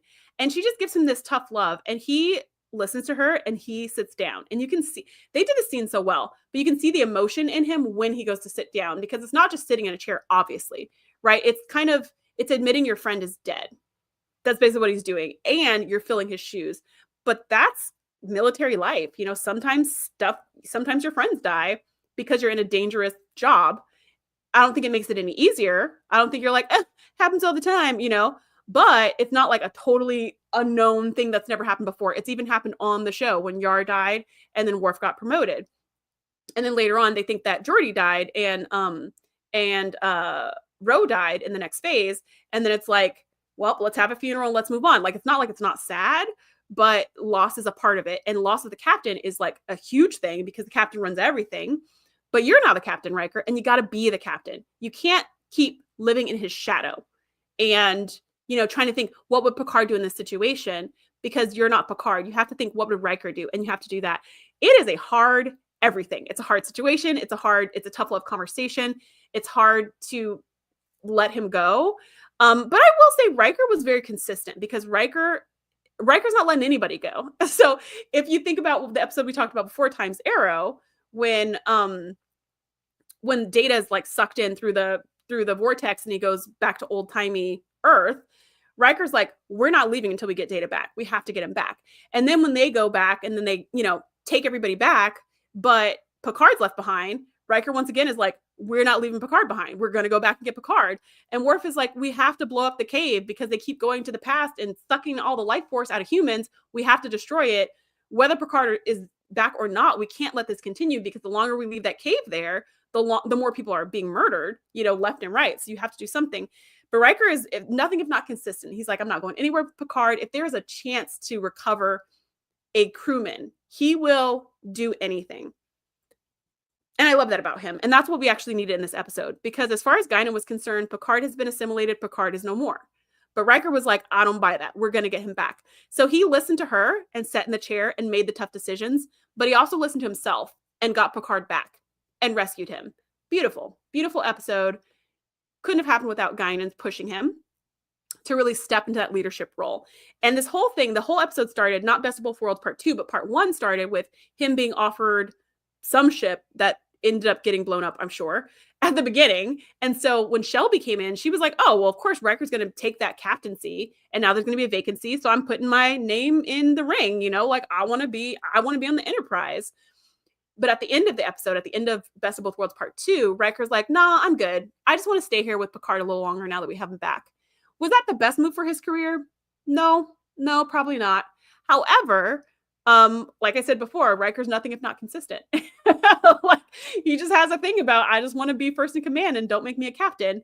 But Guinan was the one who pushed him to be more when he needed to be more. And I love that. I love everything about that.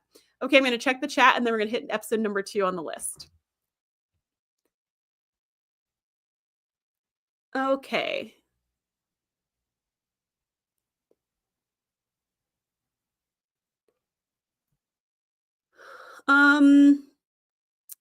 PS2 Cypher says this episode was one of those Data moments where he overpowers Picard. Where he overpowers Picard's arm and reprograms him. Yes, there was a part where after they kidnap Picard, he like grabs Data, and Data's like, "What are you doing?" And then that's when they realize that Picard's still in there somewhere. And then Data like hooks his brain into Picard's brain so that way he can send codes into the Borg collective or whatever.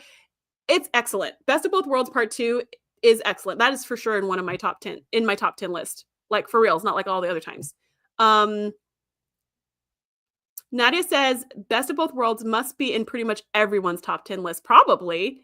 Best of Trek, Worst of Trek says it's on my top 10. Oh my gosh. So Best of Trek, Worst of Trek did a 12-hour live stream where he reviewed all 818 episodes of Star Trek live action. So all of them, everything but cartoons. He reviewed every single one and he put them in order of best to worst. And so this episode made his top 10 of all time, which is wild and impressive. Melanie says, so Guinan was mistaken because Picard survived. Guinan was mistaken. I don't know if Guinan has ever seen any Borg be recovered from the Borg. I don't know if she's ever seen anybody become unborged. So that may not have been a possibility in her frame of reference before this moment. So to be fair, I mean, like her whole planet was assimilated. She never saw any of them come back. So maybe there's that. Yes, she was mistaken, but like she didn't think she was mistaken at the time. Logan says, I love the character of Shelby despite her rocky start with Riker. They were pretty similar, and I could see her becoming part of the team. I wish she had come back occasionally. You know, so when we talked about this episode on the TNG podcast, I was a fan of Shelby. Like, she's annoying. Let's not beat around the bush. She was super annoying. She was very aggressive. She was very annoying. She was like always like just in things, and she was not following the chain of command. Like, she would bring something up to Riker. Riker would be like, no, I veto it. So then she would take it to Picard.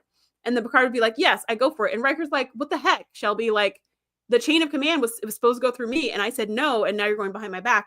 So that stuff was shady. But like, she was just so ambitious. She just really wanted that role. And she was really trying to impress Picard. So like, I admire that she was ambitious and was shooting her shot. I don't admire totally the way she did it all the time, because I don't think she should have gone around Riker's back. But I admire that she was shooting her shot and that she was really trying to make a good impression. My co-host, Andrea, on the other hand, just found her completely annoying. She was just like, I want nothing to do with Shelby and I never want to see her again. So I could see how she'd be an acquired taste, right? Like similar to Ro, I would say that I see where she was coming from and what she was doing. And at the same time, would I be best friends with Shelby? Probably not. She'd probably drive me crazy. But I think she's also probably good at what she does. So yeah, she's definitely an acquired taste. Nadia says Riker and Janeway, man, they are the people you want to serve with. If you are ever lost, they will never stop trying to get you. That is so true. They will do like spiritual quests. They will go down to a planet that's full of everything on it trying to kill you. Like, they will go into dreams. They will like do whatever to get you back. That is so true. Crazy Normie YT said, Guinan low-key saved the Federation. With a pep talk, no less. I love that. I kind of want that shirt too. Guinan low-key saved the Federation. I kind of want that. That would be really cool merch.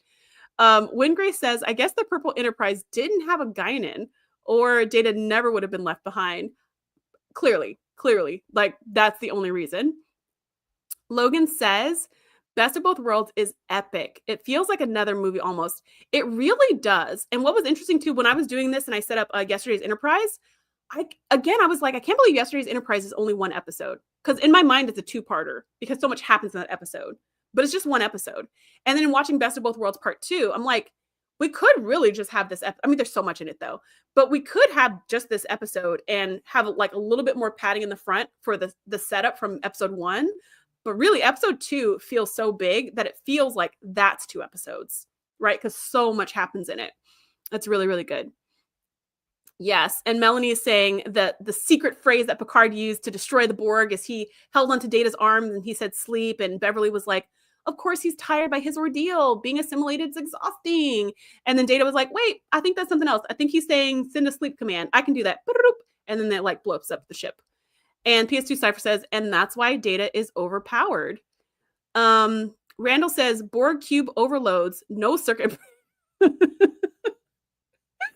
Borg cube did not have any circuit breakers like the Federation console. Now the question is, did the Borg cubes also have boulders inside of their consoles that whenever there was an explosion, rocks would just fall down on everyone? That is hilarious. Nadia's like, this is exactly what I'm going to do after this live stream. Sleep. If you're watching this live, I do record in the evenings, but if you're watching the replay and it's like 3 a.m. or, noon, you can ignore that.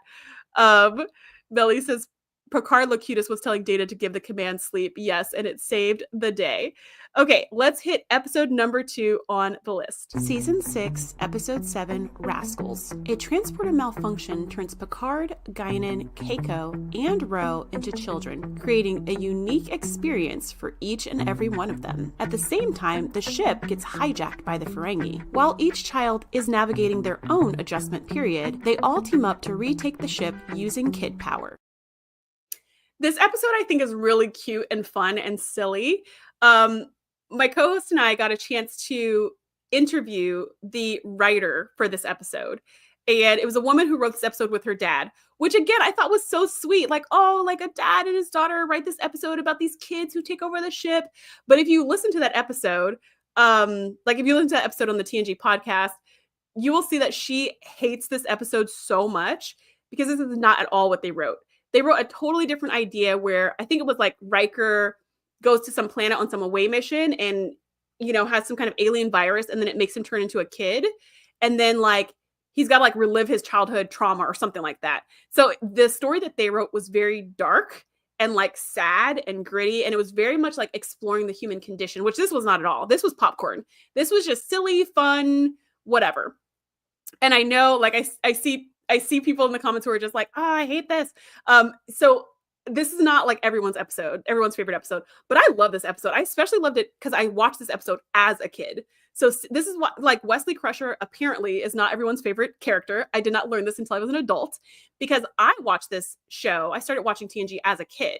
So for me, Wesley was like my point of connection. I was like, oh, he's so smart. He's so cool. Like he's on a starship. And that was me like, you know, visualizing myself in this space, which I'm sure is why they put a kid on the show, is to like attract the younger viewers.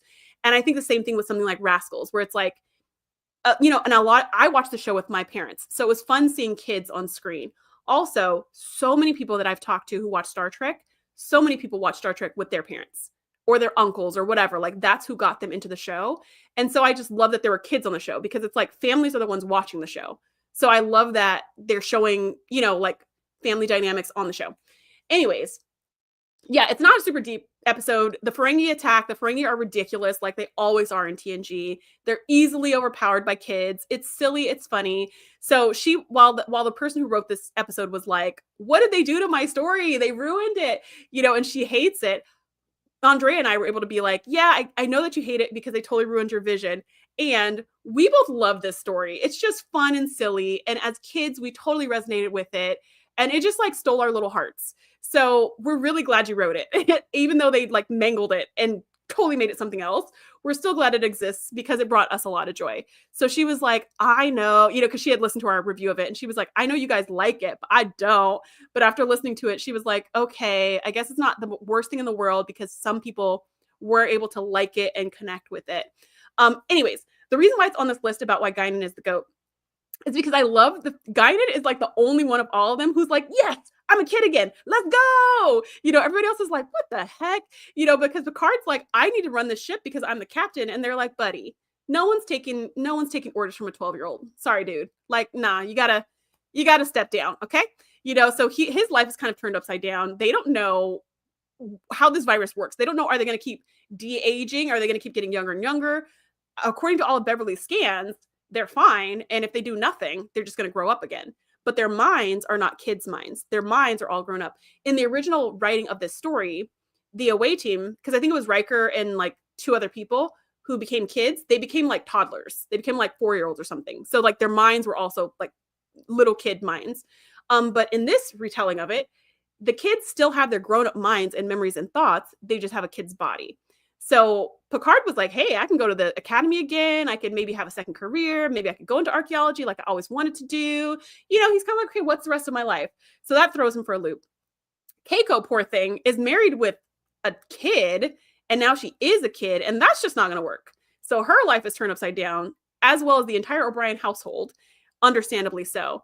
Ro is just being Ro. So she's just bitter. She's just bitter about everything. She's bitter about being grown. She's bitter about being a kid. And it's Guinan being her one true friend who's like helps her experience childhood. And I love how at the end, after Guinan's become an adult again, Ro is sitting there like coloring, like drawing pictures of her mom with crayons. And Guinan comes in and is like, hey, you know, it's your turn to go get de-youngified.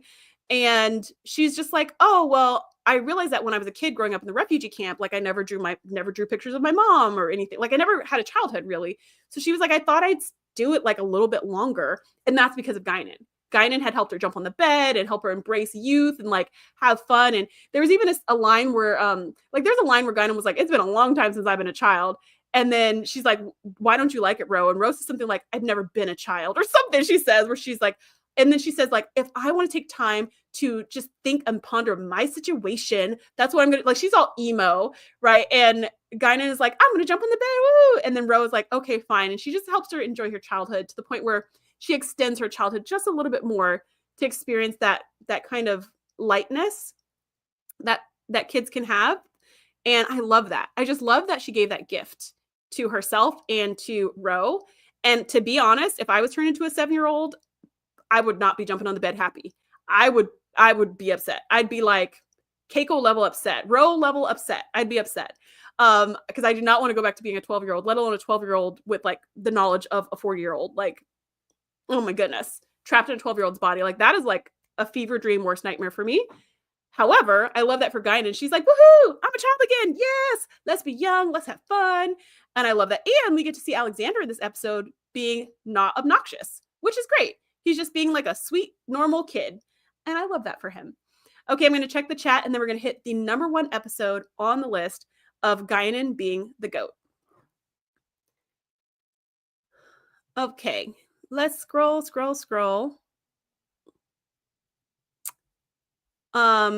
Nadia says Rascals is one of my favorite. Melody says Rascals. Best of Trek, worst of Trek says Rascals. Terrible plot, super fun. Yeah, the plot was kind of like they turn into kids, but also the Ferengi are attacking, but also the kids can take them out using toys.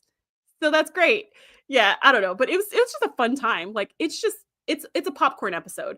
It's like the opposite of the Lower Decks episode where we just talked about with Insincito, where at the end I always burst out in tears because it's so heavy, or like Chain of Command Part 2, where you just see Picard being tortured and it's just like so heart-wrenching. This is the opposite of that. This is not deep. There's not a lot of meaning. There's no, bigger issues going on. There's no societal. It's just like a popcorn episode that's fun, silly, good times.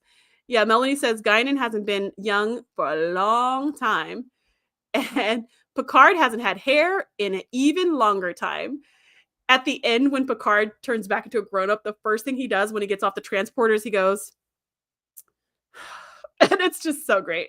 He's just like, oh, that was like, that's what I miss most about being 12 is having a big head full of thick hair. Best of Trek, worst of Trek says, I absolutely would not have reverted to an adult. But you got a whole other season and a half to fill.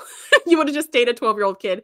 See, that's the opposite of like me. I would like hate to be turned into a kid. That would just be such a nightmare. And I would not like that. PS2 Cypher says, how old are the kid actors today?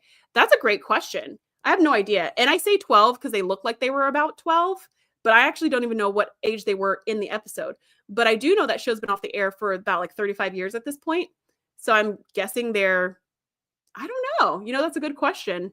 Maybe they're in their 50s. Wingray says 5-season animated spin-off Starfleet Babies. I would not watch that show. I absolutely. And then Best of Trek, Worst of Trek says, and then Guinan could be the nanny for all the babies. Woof. Nah, Guinan's got a Auntie Guinan. No, Guinan's got too much to do in her life. She's got missions and plans, okay? She does not have time to be with all these Starfleet kids. PS2 Cypher says, I think that's the one with I think that is the one with Janeway and the kids. Hopefully we're not talking about the salamander babies, because like I said, I never want to talk about Threshold again. But there are all those holodeck, like holo novels that Janeway kept playing with those creepy kids. Yeah, I was just reviewing some of those episodes the other day, and I was like, these holo novels are just creepy AF. These kids are creepy. The stories are creepy, but she likes it, so. Melanie says, yeah, I wonder where those child actors are now. I'll hit Memory Alpha later and look for their names. Wingrace says, Janeway leads the kids on a magic school bus field trip. The principal is Captain Jellicoe, and he's the party pooper. Oh my gosh. All this is fun, and I absolutely would not watch that show. Crazy Normie YT says, I like how Guinan got Ro out of her shell a bit. I love that too. Best of Trek, Worst of Trek says, none of the child actors have acted in anything significant since this. But that's okay. Like, when you're an actor as a child, you don't always, you might take a different path once you hit puberty. You might be like, actually, nah. And you could always come back to it. So Melanie went and looked it up, and it looks like they were all 12. So there you go. one kid was in Les Mis, so that's neat. Melanie says there was an animated series episode with Captain April. The Enterprise crew reverted to babies. Oh, there was an actual episode like that? Oh my word. Oh my word. PS2 Cypher says Star Trek Prodigy is what I was thinking of. And Windgrace says, yeah, Prodigy is kind of like that. It's kind of like Starfleet babies. Okay, with that, let's hit episode number 1 on the list. Season 5, episode 23, I, Borg. The crew rescues an injured Borg drone who takes the name Hugh. At first, Picard wants to use him as a weapon against the collective, and Guinan passionately agrees. But as Hugh regains his individuality, Picard changes his mind. To protect the crew from assimilation, Hugh decides to rejoin the collective. This episode is wonderful. This is another one that just in pulling clips for this conversation, I kept watching longer because I wanted to watch the whole thing yet again. Like, this episode is just, it's one of those things I can watch over and over and over. The reason why it's number 1, though, is because this whole time we've been talking about how Guinan is full of wisdom and has all this great advice and guidance. And even when she was faced with one of her worst enemies, which was Q, yes, she did stab him, true. But that's all she did. You know, she didn't airlock him or anything else, or say Picard should not grant him asylum. You know, she did not fight him getting the help that he needed from the Federation. So she seems very kind of like balanced and stuff. In this case, the reason why this is number 1 of the episode is because because the Borg are responsible for the destruction of her entire homeworld and almost everyone in her race, in her species. So there's no love lost. She has nothing good to say about a single Borg, obviously. And in this episode, in the beginning, she's like, you need to destroy it. Why did you even bring it back on board? And Picard's like, oh, Beverly brought it on board because she, was doing a humanitarian mission. She saw that he was still alive. So she brought this Borg and now she's tending to him. And now we have to figure out what to do with him.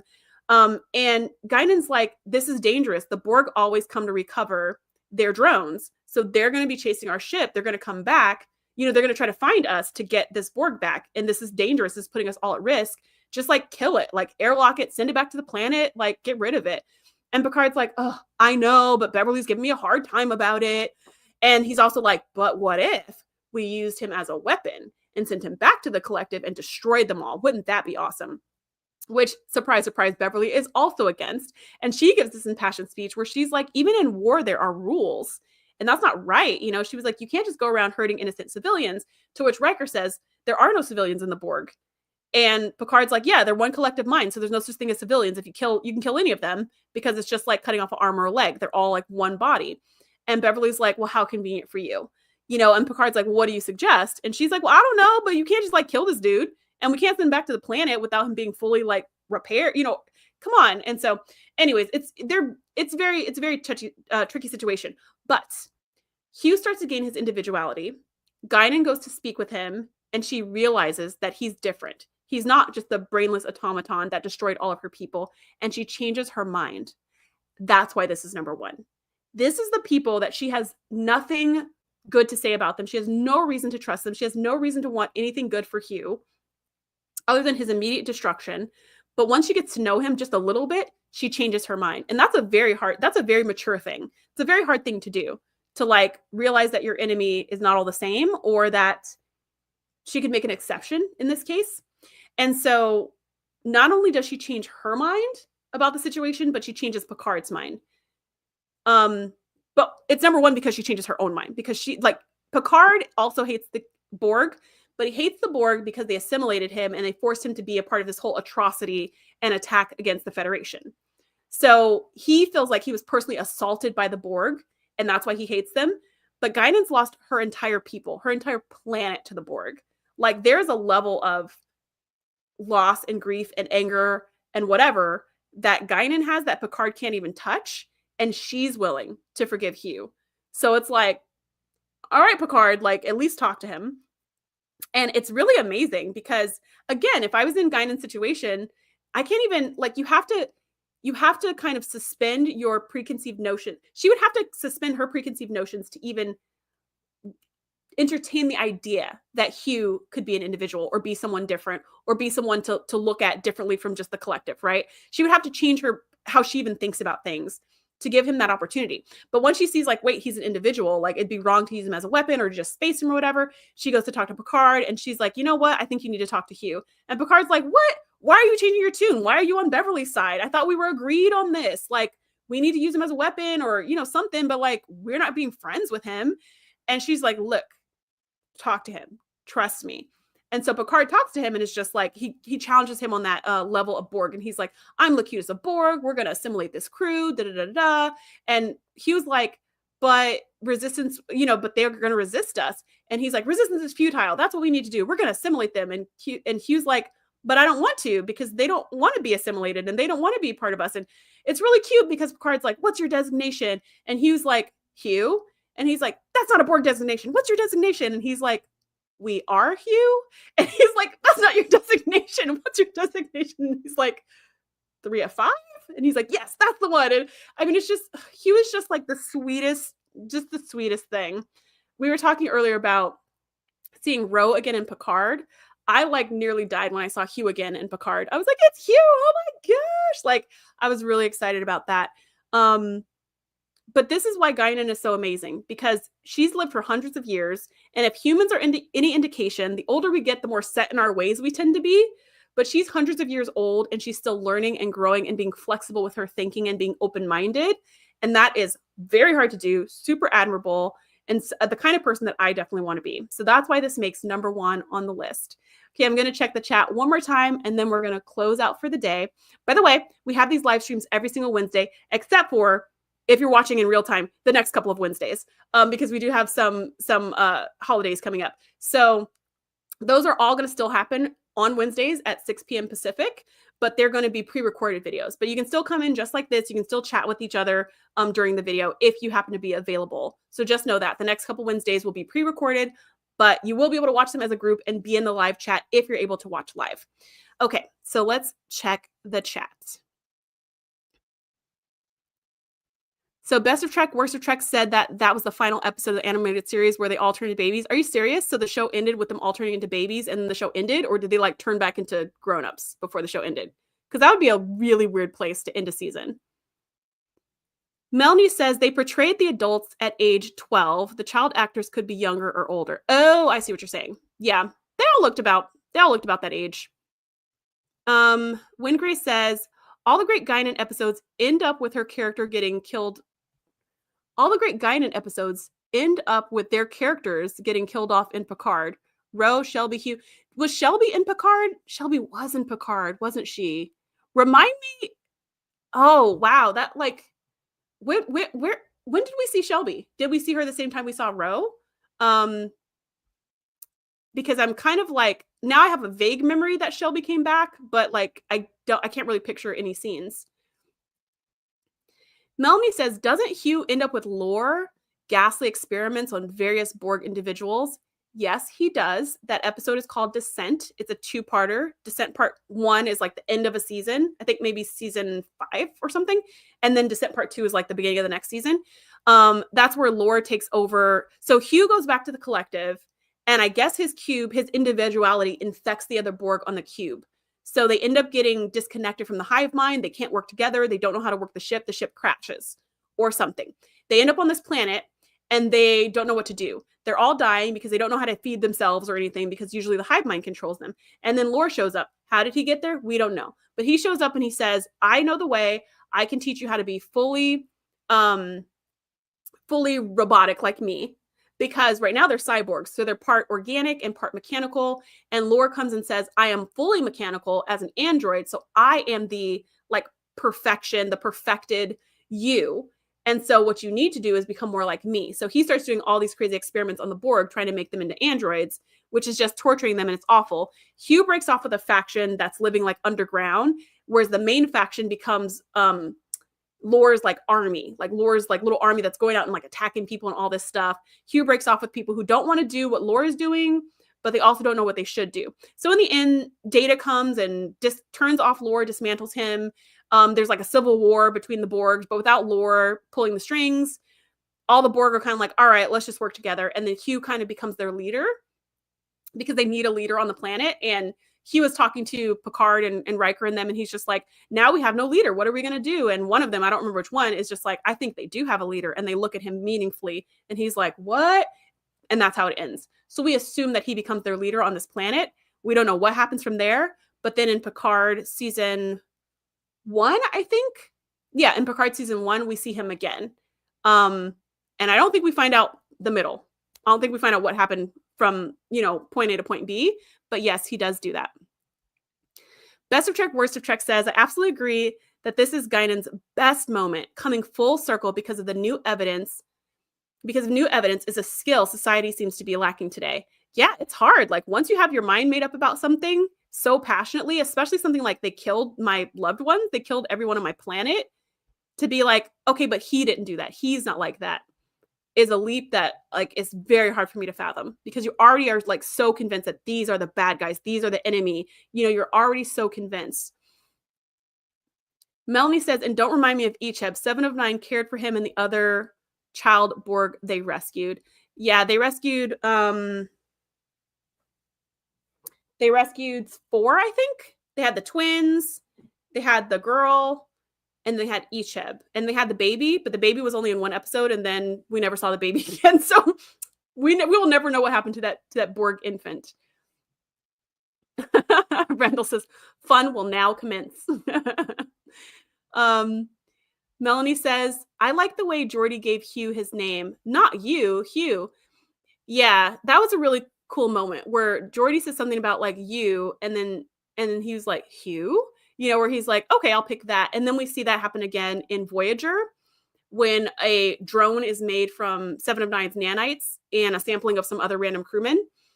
And he picks the name 1 because he's talking to Neelix, and Neelix is like, you need a name, buddy. There's only 1 of you. And he goes, 1. That's good. And he just goes with that name, and it's really cute.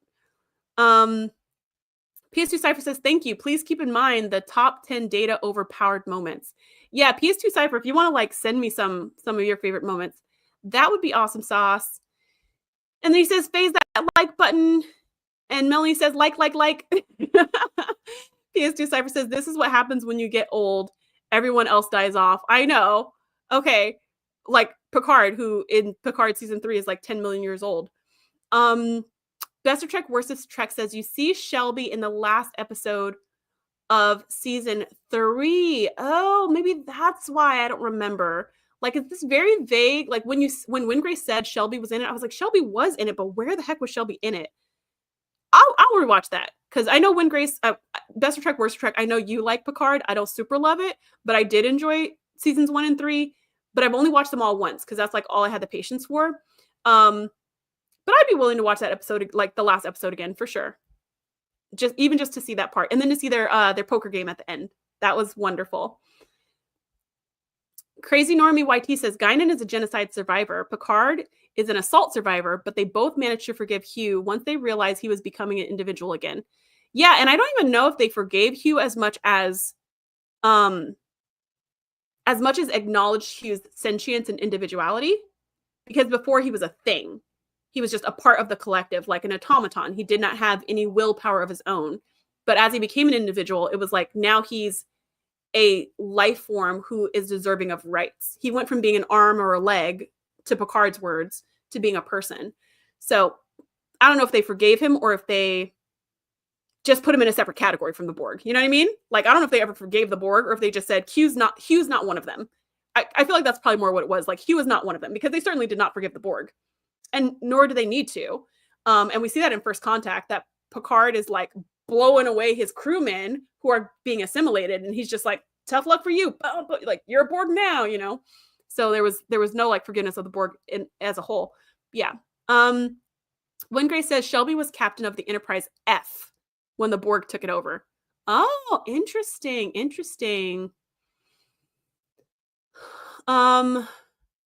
Melanie's doing a geography roll call, which is fun. I'm in Modesto, California, future home of Bradward Boimler. I'm originally from Eureka, Humboldt County. Is Eureka a real place? I thought it was just a TV show. Yes, Descent. When Grace is in Rochester. See, I didn't know that. I did not know that. Best of Trek, Worst of Trek says, I live in the only U.S. state to border only one other state. So Best of Trek, Worst of Trek turned it into a riddle. Nadia is in Quebec, Canada. PS2 Cypher says, that Klingon bastard killed my son. Wait, who said that? Whose line was that? Oh, it was the arc of Kirk from the 3rd to the 6th movie. Melanie says, I love Data. He's fully functional. Oh my word. I can't with you right now, Melanie. I cannot with you. When Grace says, wait, Boimler isn't Hawaiian? That liar. Oh my word. Okay. All right. You guys continue to chit chat in the chat for as long as you can. But thank you so much for coming. We do this every single Wednesday at 6 p.m. We talk all things Trek. If you ever want to send me ideas for other episodes, by the way, shout out to Nadia who won. It's her birthday. It was her birthday yesterday. Happy birthday. Happy 21st, girl. And also this entire episode was her idea. She said we should do an episode on Guinan. And I said we should do an episode on Guinan. And we've done it. So if you have an episode idea that you have, you can send me an email to info@thescifisavage.com and let me know your thoughts. And if I have the same thought as you have, I might make that episode. Melanie said the real Eureka is way stranger than any fiction. Is that true? Because the show is pretty wild. Okay. And live long and prosper. Yes. So thank you everyone for coming, and we'll see you next week.